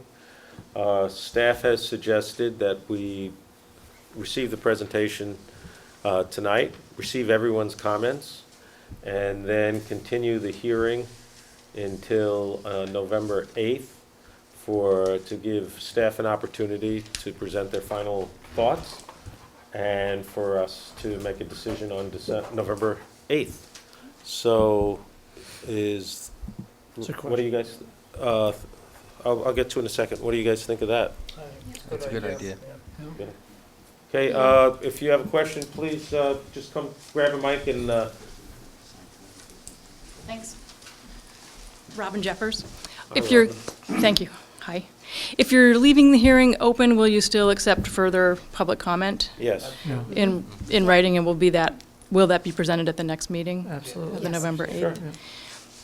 That's great. I also be much easier for me to put my words together in writing than it is to speak. All you have to do is send an email to Joe, and Joe will distribute it to everyone on the board. And then Okay. it's part of, and when he does that, it also gets put on the annotated agenda, and everyone in town sees the same thing that we see. Okay. I did have a couple of questions. Has a signalized pedestrian crossing been looked at, been part of any study? Why don't you ask all your questions first, and then we'll. That's it. And has the speed considered to be reduced over the entire road? I live at 499 Bay Road, and I agree with the police chief, the queuing is really bad. While only 2 crashes were reported, there are crashes all the time. People crash just past my driveway, right into the bank, which is right before the bridge. So people are crashing. They're just, instead of crashing into each other, they're crashing into the land section off of the road. So I think there's a lot. Definitely safety is a big concern, but it seems to me that the 2 stop signs might not be the most ideal situation, and that something signalized would be better. So that's why I'm wondering if that's been looked at. Also dropping the speed limit on the entire street, because as the study does point out, people are not slowing down at all on the street. They're just slowing down and screeching to a stop when they get to the double stop sign. Thank you, Robin. Joe, do you want to? Well, I think those are good comments, not just for this, but for that whole study, for that start at 6 o'clock. So those are great comments, and we can certainly look at them. One of the reasons we decided to try this pilot project rather than some sort of signalized is this was $100 rather than thousands of dollars to try a signalized intersection or something like that. So trying to do a cost-effective pilot project. I understand the cost. Okay. I think that's valid, but if you're going to make a permanent decision, then maybe we need a wiser choice. Okay. Thank you, Robin. So look, we've recognized this is a issue. The town tried a pilot project. We wanted to try something. Doesn't mean we're going to make it permanent. Perhaps the board will decide to ask the town manager to try a different alternative. Perhaps we'll just ask him to continue on his own to come up with a plan. But I think we had a general consensus that we were going to continue the hearing to November 8th, make that a decision item on November 8th. So would somebody like to move to continue to November 8th? So moved. Moved by Colleen, a quarter of a second before Jerry. So Jerry, is that a second? Second. Second. Any further discussion? Hearing none, all in favor? Aye. Any opposed? Okay. It's Thank you, anticipated everyone. that the board will make a determination at that meeting. Yes. Thank you, everyone. I just want to thank all the hard work of Anjanda and Cy and Jason Charest, who didn't make it from Yeah. RPC as well. So thank you. And John, thank you earlier. I should have Thank you. thanked you before. No, that's okay. I really appreciate it. All right, next up, hopefully we can start moving things along. This is item 13.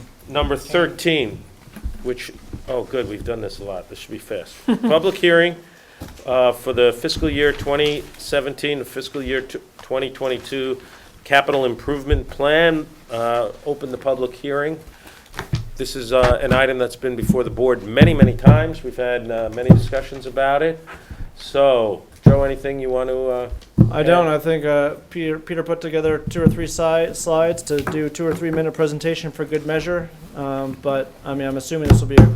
We've talked about it 4 or 5 times at least. So here we are. All right, Peter, for good measure. Again, just for a quick summary, why we do the capital improvement plan and what it all involves. It is a 6-year plan. It starts with the current fiscal year that we're in right now, and it continues for 5 years after that. We do update it every year. And also to emphasize that it is a plan. Projects in here are, again, on the drawing board for future years. The only exceptions would be the projects that are in the current fiscal year. Those have already been approved and in the budget and will take place. Projects in years 2 through 6 are not funded, so it is really just a plan. So just because you see a project in this plan does not mean that it's absolutely going to take place. As we said, we revise it every year. Projects come and go in it. Its purpose is to be used as a planning tool to try to look at projects over the next 6 years and not to have them all in one year so that we don't have a big jump in the tax rate or water sewer rates in one year, to spread them out, and to prioritize. A lot of projects get in there, and again, what are our priorities? So we try to, again, the plan is used for that. And the other feature with it, impact fees, which we do currently charge for recreation facilities and also the CVU expansion. Those capital projects have to be in the capital improvement plan by statute in order to charge impact fees. So that's another factor. And also, if you're trying to get a grant for a project, again, it can be a selling point for a grant that you're trying to obtain. If it's been in the capital project, in the capital improvement plan, it means that it's been looked at and vetted to be a priority to include from there. And we really haven't made very many changes from the initial draft back in September. Some of the costs were updated based on more current information, but the projects really weren't moved around. The only significant addition was the Recreation Committee did ask for an additional project to renovate the beach house at Shelburne Beach. I think that's in year 3 of the plan at this point. Just the significant projects that are in the plan under emergency services. Our communications center needs to improve their broadcast capability, so there is about a $40,000 project to upgrade to a different antenna. Replacement fire truck, year 2. Year 2 would be the budget year coming up. We're in year 1 right now.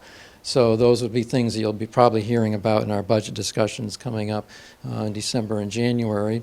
Replacement fire truck, the fire department has talked about that. They need to replace their oldest pumper truck, and they're proposing to use an aerial piece for that. The Bay Road, the Platte River Bridge, we did have a bond issue for that did not pass, but the project still is needed. That is currently in year 2 as well. A number of bike ped projects focusing in the village area, and then connecting to the Rivercrest development and a path from Long Meadow to Boulder Hill.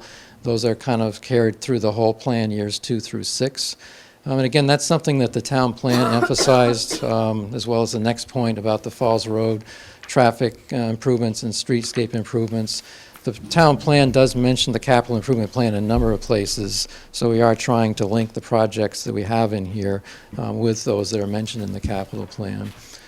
Bay Road improvements that we were just talking about in the previous agenda item, that's an ongoing project in pretty much all of the years.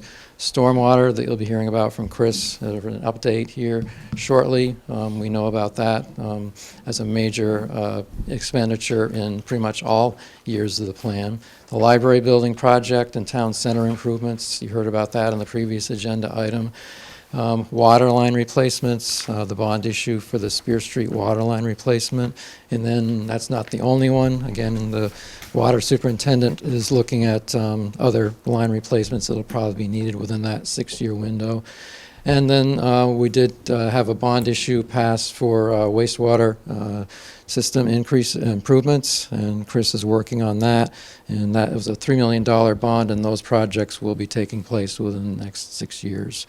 So that's just a quick summary. I don't know if you have any other questions. I do have some other copies of the project list if anybody would like to see them. Thank you, Peter. As Joe mentioned, this is the 4th or 5th time that we've talked about this. Does anyone have any questions or comments, or were we ready to move to a motion? Oh, I have several comments. Oh, go ahead, Jerry. First of all, I want to, again, express appreciation for the work that Peter and Joe do on this.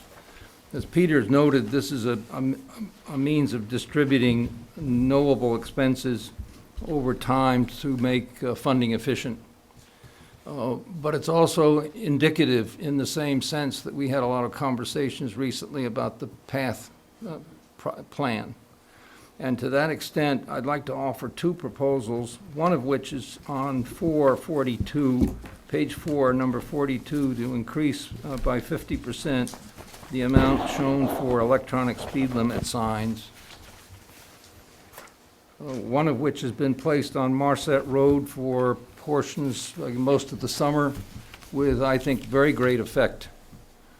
These seem to be a fairly economic means of addressing a safety problem that numbers of people in the community are discussing at some length amongst themselves and are prepared to inform us about.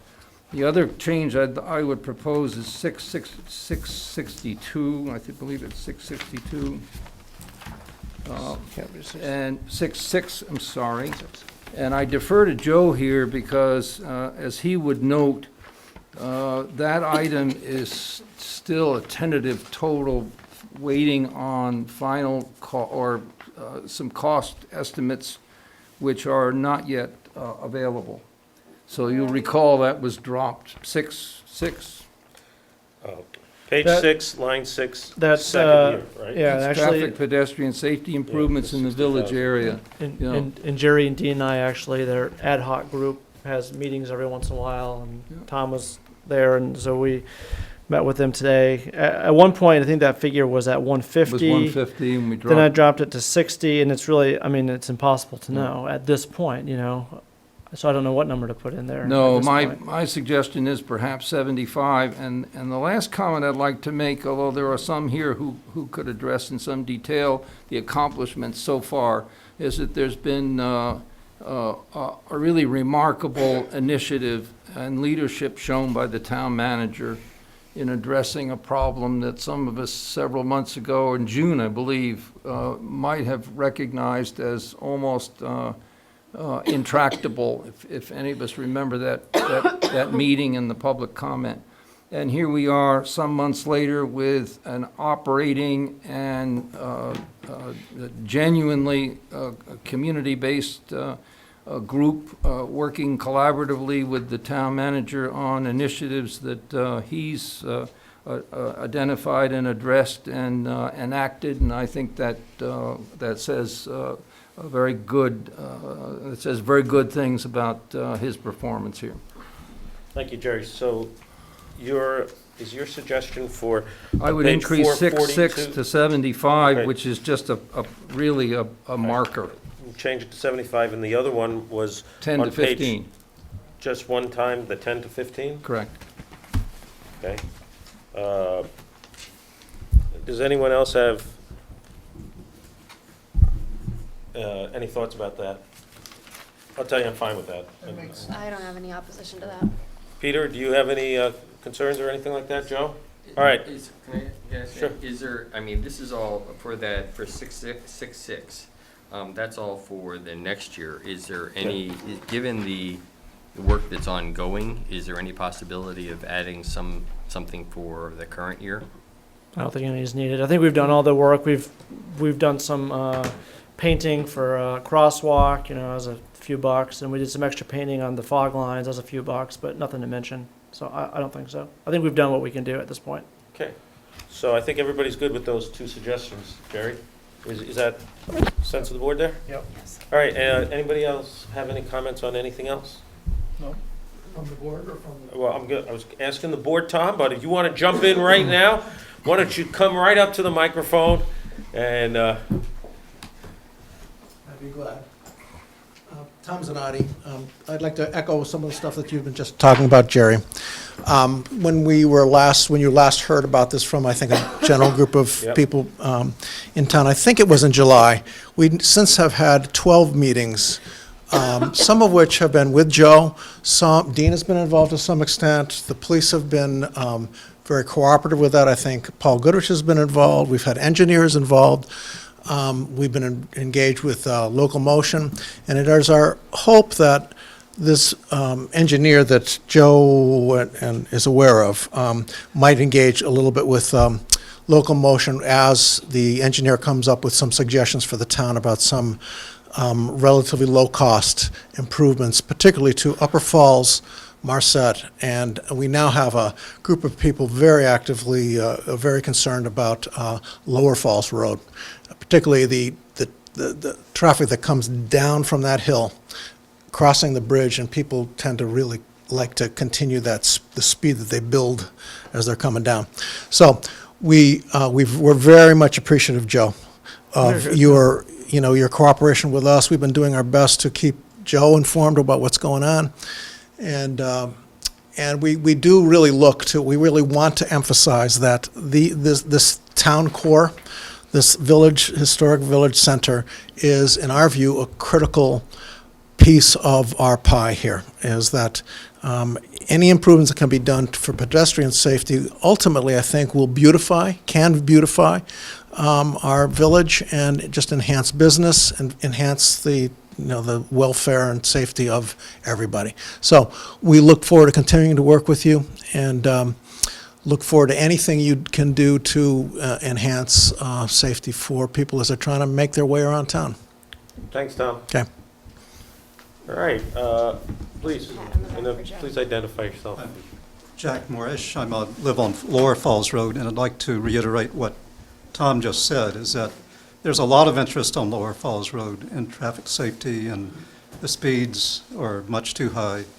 And we're totally in support of all of the efforts the people on Marset and Upper Falls Road have made to get traffic calming type measures started. And so my wife and I went around Lower Falls Road and got 27 signatures supporting their efforts and asking that the Select Board please start considering Lower Falls Road as well. And I don't know if there's any way. Why don't you give it to Joe? Yeah, I'll take it. This is a copy. Is that a copy? I can keep it? Thank you. Thank you very much. Thank you. Thank you. All right, if that's the end of comments, I'd entertain a motion to close the public hearing on this matter. So moved. Moved by Colleen, seconded by John. And any further discussion? All in favor? Aye. Aye. Almost forgot. Next, entertain a motion to adopt the fiscal year 2016-17 capital improvement plan through fiscal year 2021-22 as amended with those two changes tonight. So moved. Moved by Colleen, Second. seconded by Jerry. Any further discussion? Hearing none. All in favor? Aye. Any opposed? Great. Thank you. Thanks for the suggestions, Jerry. Can I make one quick comment? Sure. Very quick. This effort on Joe's part extends, as the chair knows, and I think my colleagues know, to issues in two other locations, Sinashore Drive and Martindale. So there are specific local issues that he's addressing at the same time. And the other name that should be included by all means is Ann. Yeah. In that roster of thanks and appreciation. Thanks, Jerry. Thanks, Jerry. Next item is item number 14, stormwater update from our water quality superintendent, Chris Robinson. Hi, Chris, how you feeling? Good to see you. Good. Good to see you. Thank you very much. On that note, I'd just like to say thank you to the town manager and the select board for their support through my little incident that I had, and it's very much appreciated. So on with the stormwater report, not an awful lot new to report, other than the Shelburne South Burlington intermunicipal stormwater agreement. We signed on July 1st.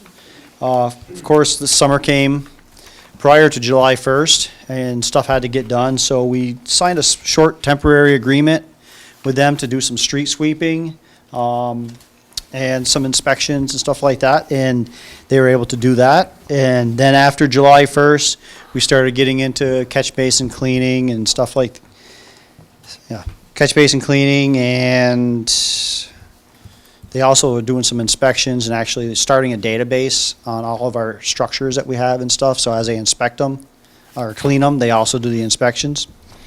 And we're planning on, for the rest of this summer, fall time, is looking at doing some fall leaf sweeping.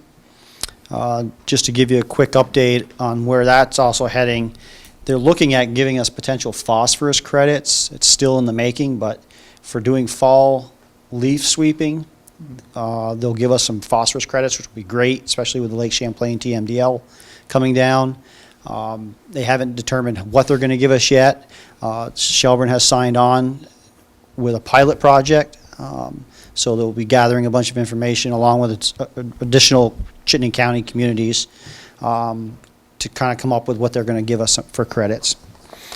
Also, Monroe Brook Flow Restoration Plan, which is, of course, I'm sure is on everyone's mind at this point, with that $7 million price tag.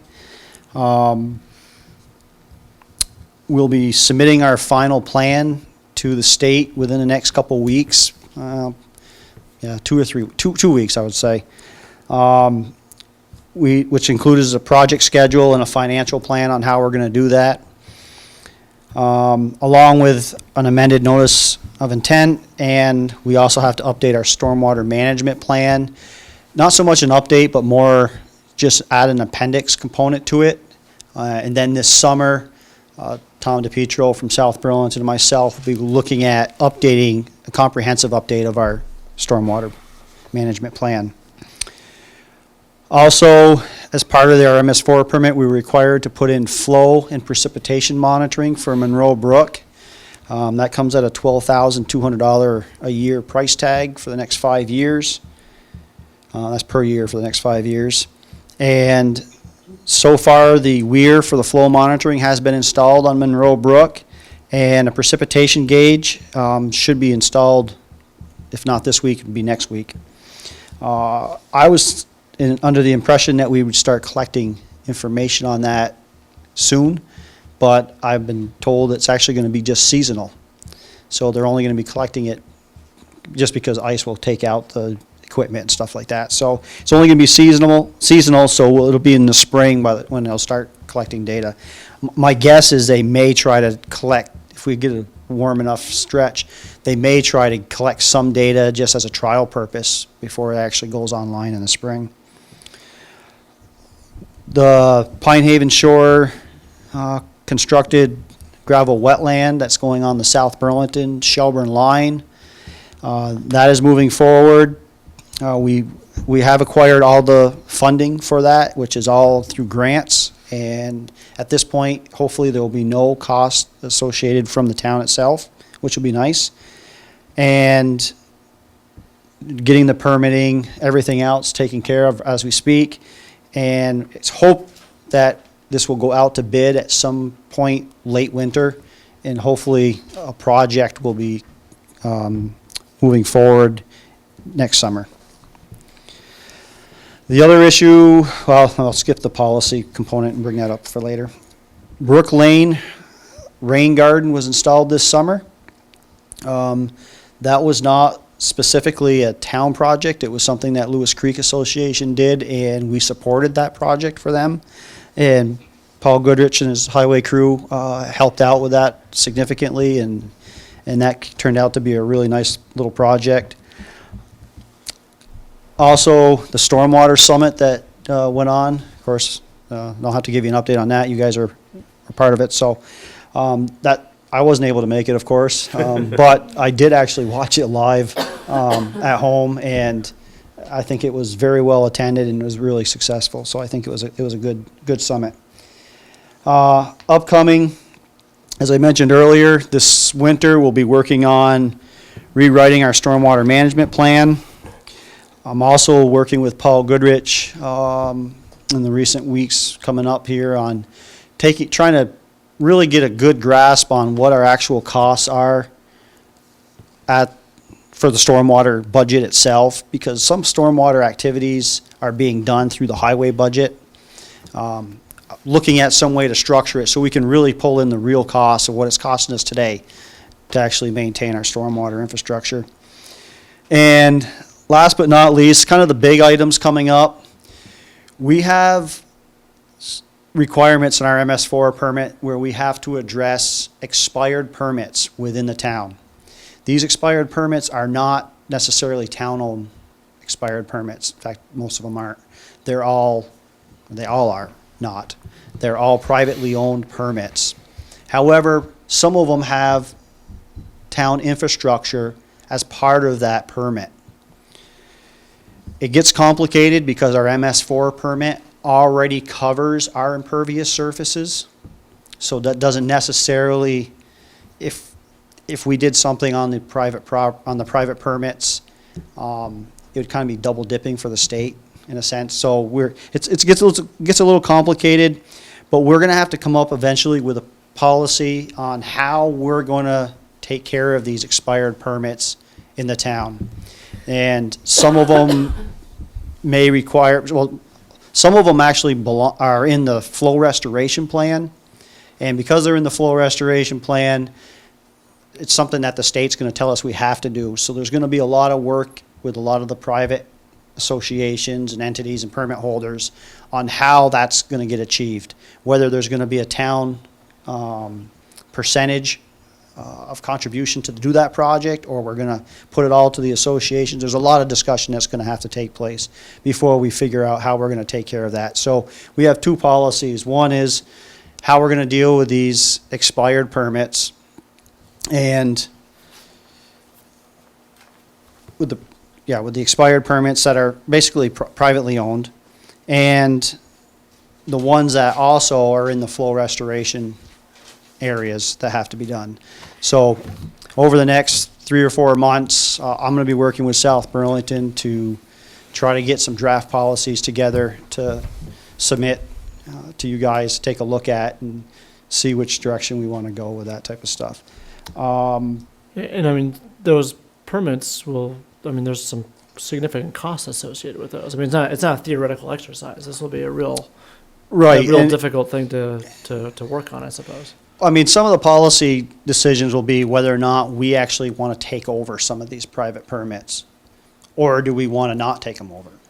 Because they have significant amount of our infrastructure involved. For instance, a farmstead development. The farmstead development is still a privately owned permit, which is a pond. Really, all that development picks up is the impervious surfaces of our roads and the impervious surface that you get on each property, driveways in the roof line. So you'll have to make a decision. There's going to be a lot of information thrown at you at some point that says, here's the benefits of us taking it over. Maybe it sets us in a good position for not just the flow restoration plan, but we may also, with the phosphorus reduction plan that we're going to have to come up with from the TMDL, it'll be easier for us to work and do something on that property. There'll be a lot of things that'll be coming to you in the near future. So just to give you a heads up. Thanks a lot, Chris. Yeah. Other than that, everything seems to be going well, especially with the agreement with South Burlington. That's evolving. We're looking at picking up a few more things in the next fiscal year coming up to have them do a little more GIS work and so forth for us. We'll also be approaching the select board at some point, and this is looking out, on how we want to actually, what's our final goal with the stormwater stuff? We want the state to pay for everything. There you go. Do we actually want to be setting up some kind of a fee? I mean, if the ultimate goal is to be able to say, South Burlington, we would like for you to just take over all of Shelburne residents and just charge them a individual fee for each property. And South Burlington, you take care of all of Shelburne's stormwater needs.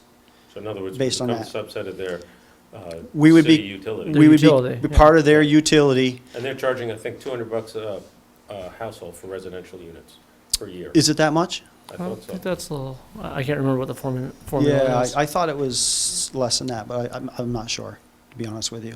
And I thought it was a flat fee regardless of the size of the roof. For residential, For it's a flat residential, fee. flat For fee. commercial, it's based on impervious surface and all types of things and stuff like that. I think Tom has mentioned to you in the past, I mean, one of the reasons why they went with a utility is because it picked up a lot of nonprofit properties and properties that are not taxed. South Burlington, I believe they said it was somewhere around 30% of their impervious surface and stuff in town was actually on nonprofits. So this was more equitable because those properties, that 30% is a huge chunk. So And a looking lot of them were causing the most stormwater runoff. Correct, Churches. correct. So, some big decisions will be coming down eventually on how we want to handle this. Just to throw out there real quick, as far as like, it'd be easier to just say, here, South Burlington, do this. However, South Burlington does not have an actual billing database. They do their billing through Champlain Water District. So their stormwater billing is done through Champlain Water District. We would have to somehow merge our databases with their databases somehow to make it work, which could be a little complicated, but it could be done. So Great. that's about all I have. Thank you. Did anybody have any comments or questions? Yeah, I've got two quick questions. And then you- Again, it's wonderful to see you. Thank you. First, when in June, I think I'm going to get something right for June here before too long. But I think when we discussed with the engineer the project cost for Monroe Brook, $7 million was a partial figure, was it not? There were additional costs for maintenance, monitoring, extraneous legal costs for potential legal actions regarding property access and so on and so forth. And didn't we at that point didn't the engineer suggest that we could be looking at 10? I believe that's right. My question to you is, before we let 7 get too carved into anything here, would it be better to start talking 10 in your judgment? It could potentially be that. I think a lot of it will also depend on how the select board wants to move forward on some of our policies. For instance, if we give a permit holder who has to have a flow reduction project done on their permit, on their project, do we as a municipalities tell that association, we may take that over, but it's going to be 100% your responsibility to bring that up to the required standards of the flow reduction plan. All right, so that's a major variable in total project cost as we're estimating it now. Correct. Would that not be a better argument or additional argument for moving to 10 so that we don't, so that we condition all the audiences that we're looking at a significant figure beyond 7? I would say yes, Jerry, just Yeah. because I prefer to shoot a little high and come in, Exactly, yeah. come in low. Now, my second question has sort of to do with the same. Is there an identifiable state bias for the municipalities to take over these permit responsibilities? Is that, just as a general comment, is that something like their policy or approach or I think they would preference? I think they would probably prefer it because they know that we're going to maintain it and take Yeah. care of it. Okay. If we were to RDA it and have the state then permit it and have to take care of it, that's more work for them. So I think they would rather have us have the work on our backs. Thanks, Chris, appreciate it. Thanks. Josh, did you have something? Yeah, and these are far more mundane than the Monroe Brook. I'm just curious, when you talked about the cleaning out of the catch basins, is that something sort of will be a cyclical thing that you'll do, whatever, 131 one year, and then you do that and then it just repeats, so it's a continual type of thing? Correct. Our goal is to get to where it's every 5 years, that we have a cycle. What South Burlington has done is actually broken out into different zones throughout the town. So here's a zone 1, zone 2, so forth. I think there was 8 or 9 zones that they broke out. And the goal was to have a 5-year cycle so that we've done all those zones within 5 years. However, we may find there's certain catch basins that will have to be cleaned on a more frequent basis than once every 5 years. That has yet to be developed and seen. Paul Goodrich has a pretty good idea on which ones at this point need to be done. So we need to incorporate that into the zone project at some point, but Okay. yes. And the second was just somewhat about these private permits. Are they all like the one you mentioned with Farmstead? I mean, I'm sort of grasping at examples for those where these kinds of private permits exist. Yes, most of them belong to little subdivisions and are usually held by the homeowners association and so forth. And they have allowed these to lapse and expire. And then the state, rather than, shouldn't say it like this, but rather than them, because it's a state permit. It's not our permit, it's a state permit. But what the state did is they wrote into our MS4 permit that we had to take care of and decide how we're gonna handle their expired permits. It's not something I necessarily agree with. I understand their whole idea, because they want to know whether or not we potentially want to take them over. But other than that, Okay, thanks. it's, Anyone else have anything? Thanks for the update, Chris. And Thanks, Chris. You're welcome. Thanks for feeling better. All right, next item, I think is a quickie, is consider approving a SHARP grant for the Shelburne Police Department. This has to do with underage drinking, I think, and it's Yeah. a grant that No we've already local, applied for, no no local match. match. Sergeant We're just Fortin accepting this. runs this. It flows through us, and like it says in here, it's to do special details to discourage underage drinking. So during prom time or whatever homecoming events, they're making sure that people are getting home safely. Someone like to move? So moved by Jerry, seconded by Colleen. Any further discussion? Peter? Just a quick point that Sergeant Fortin's very involved in this, as well as a lot of other grants. He does an excellent job with it, managing them, getting the troops out there with the details, not just Shelburne Police, but all Chittenden County. So I think he deserves a lot of credit for managing it so well. It's Thank absolutely you. true. All in favor? Aye. Any opposed? Great. Next, item number 16, update on litigation with Vermont Rail from the Selectboard Chair. There's been, I think we updated this at our last meeting. That was when the town came upon newly discovered evidence. We filed a motion. Vermont Railway filed opposition. There was a hearing, which I did not attend, but I understand Judge Sessions ordered discovery to take place in regard to the town's motion. That's all I got. Can I ask a question? Josh? I got two. So my understanding with that discovery is the town's supposed to get documents. Is that something the town has to request, or was the judge sort of telling Barrett to provide those documents?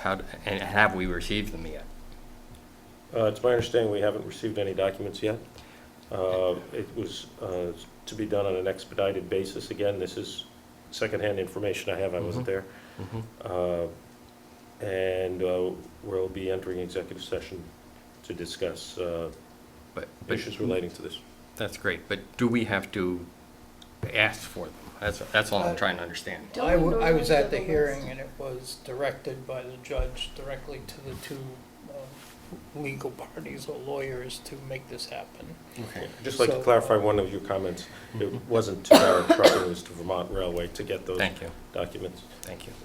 Even though it involved Barrett Trucking also. Right. All right. Wait, I got another, I'm just curious as to where the status of the appeal that it seems to be hanging out there, that we appealed that Judge Sessions order. Has there been any additional action on that? Where are we in that appeal process? There's a court-ordered camp conference that's, I believe, scheduled for Friday. We had What's that one. mean? We had one last Monday. It was a quick 15-minute one, and I think and they got rescheduled basically. So I'm just trying to figure out where we are in that whole process. I just told you, there's a court-ordered camp conference. What's a camp conference? Yes. What is that? It's a mediation session ordered by the court. In this case, there was already a mediation between the parties, which you're aware of. Mm-hmm. So that's another one for Friday. I suggest if you'd like to know more about the camp conferences, do a little research on it. But I don't have any more information. They tend to be very short. Thank you. All right. Any comments from anyone? Okay. Next, Joe, in regard to 17, Yep. I understand you and Peter were very, very busy today. Did you guys have we time did. to We pulled it address- off, and your treasurer is here as well, so we can do that. and we probably should at least talk about it briefly tonight. And we might not be taking final action after you leave executive session, but I recommend that we at least talk about it briefly. Okay, 17 is consider entering into executive session under the provisions of Section 313, Title I, Vermont statutes annotated, to consider litigation with Vermont Rail, former town clerk compensation payout, and to discuss town treasurer compensation and benefits. We have two proposed motions. Would someone like to make one noting that our guests will include Joe, Peter Frankenberg, and Claudine Safar in regard to the Vermont Railway portion. So moved. Seconded and noted. And this is The premature general move that knowledge. premature general knowledge of the town of Shelburne's litigation strategy with Vermont Railways, Inc. and a labor relations agreement with the town treasurer would place the select board at a substantial disadvantage. That was a motion by Colleen, seconded by Jerry. Any discussion? Yeah, I have a question. I see on the agenda, there's a 19, which essentially says we might come back into session. Do we have to inform anybody who wants to be present for that session, whether that will occur, whether they should stay to ask questions about that? I put it there as a placeholder if within the executive session the board thought it was appropriate. I can't say whether or not it's needed. Yeah, I can't tell you until we go into executive session. You might bring something up that I have no idea what you're going to bring up. So I put it as a placeholder there, It's a not placeholder. necessarily that it's going to be taken. That's why I just said any actions, that might be required. I think it's unlikely that it'll happen, but Okay. who knows? I mean, when things like that happen, as I mentioned the last time, when we had, if we're going to have executive sessions, and I realize this today was a different, since we had another thing, having these before the meeting rather than after would give people the opportunity to participate in any open session that might happen after an executive session rather than waiting around to see if it does happen. So I just like to make that point. Any other comments, discussions? Peter? Just the question, is Colleen included in the executive session? I'm going to go. For the part about the, Yeah, that's the Yeah. second motion. Oh, sorry. This is first just premature knowledge. All in favor? Aye. Any opposed? Okay, someone like to move to enter executive session to discuss the town of Shelburne's litigation with Vermont Railways, Inc., invite the town attorney to join via phone, and to discuss the labor agreement with the town treasurer, and invite the finance director, the town And the town manager, treasurer. and Colleen Haig. So moved. Second. Moved by Colleen, seconded by Jerry. Any discussion? Hearing none, all in favor? Aye. Any opposed? Okay. do you want to do Colleen first?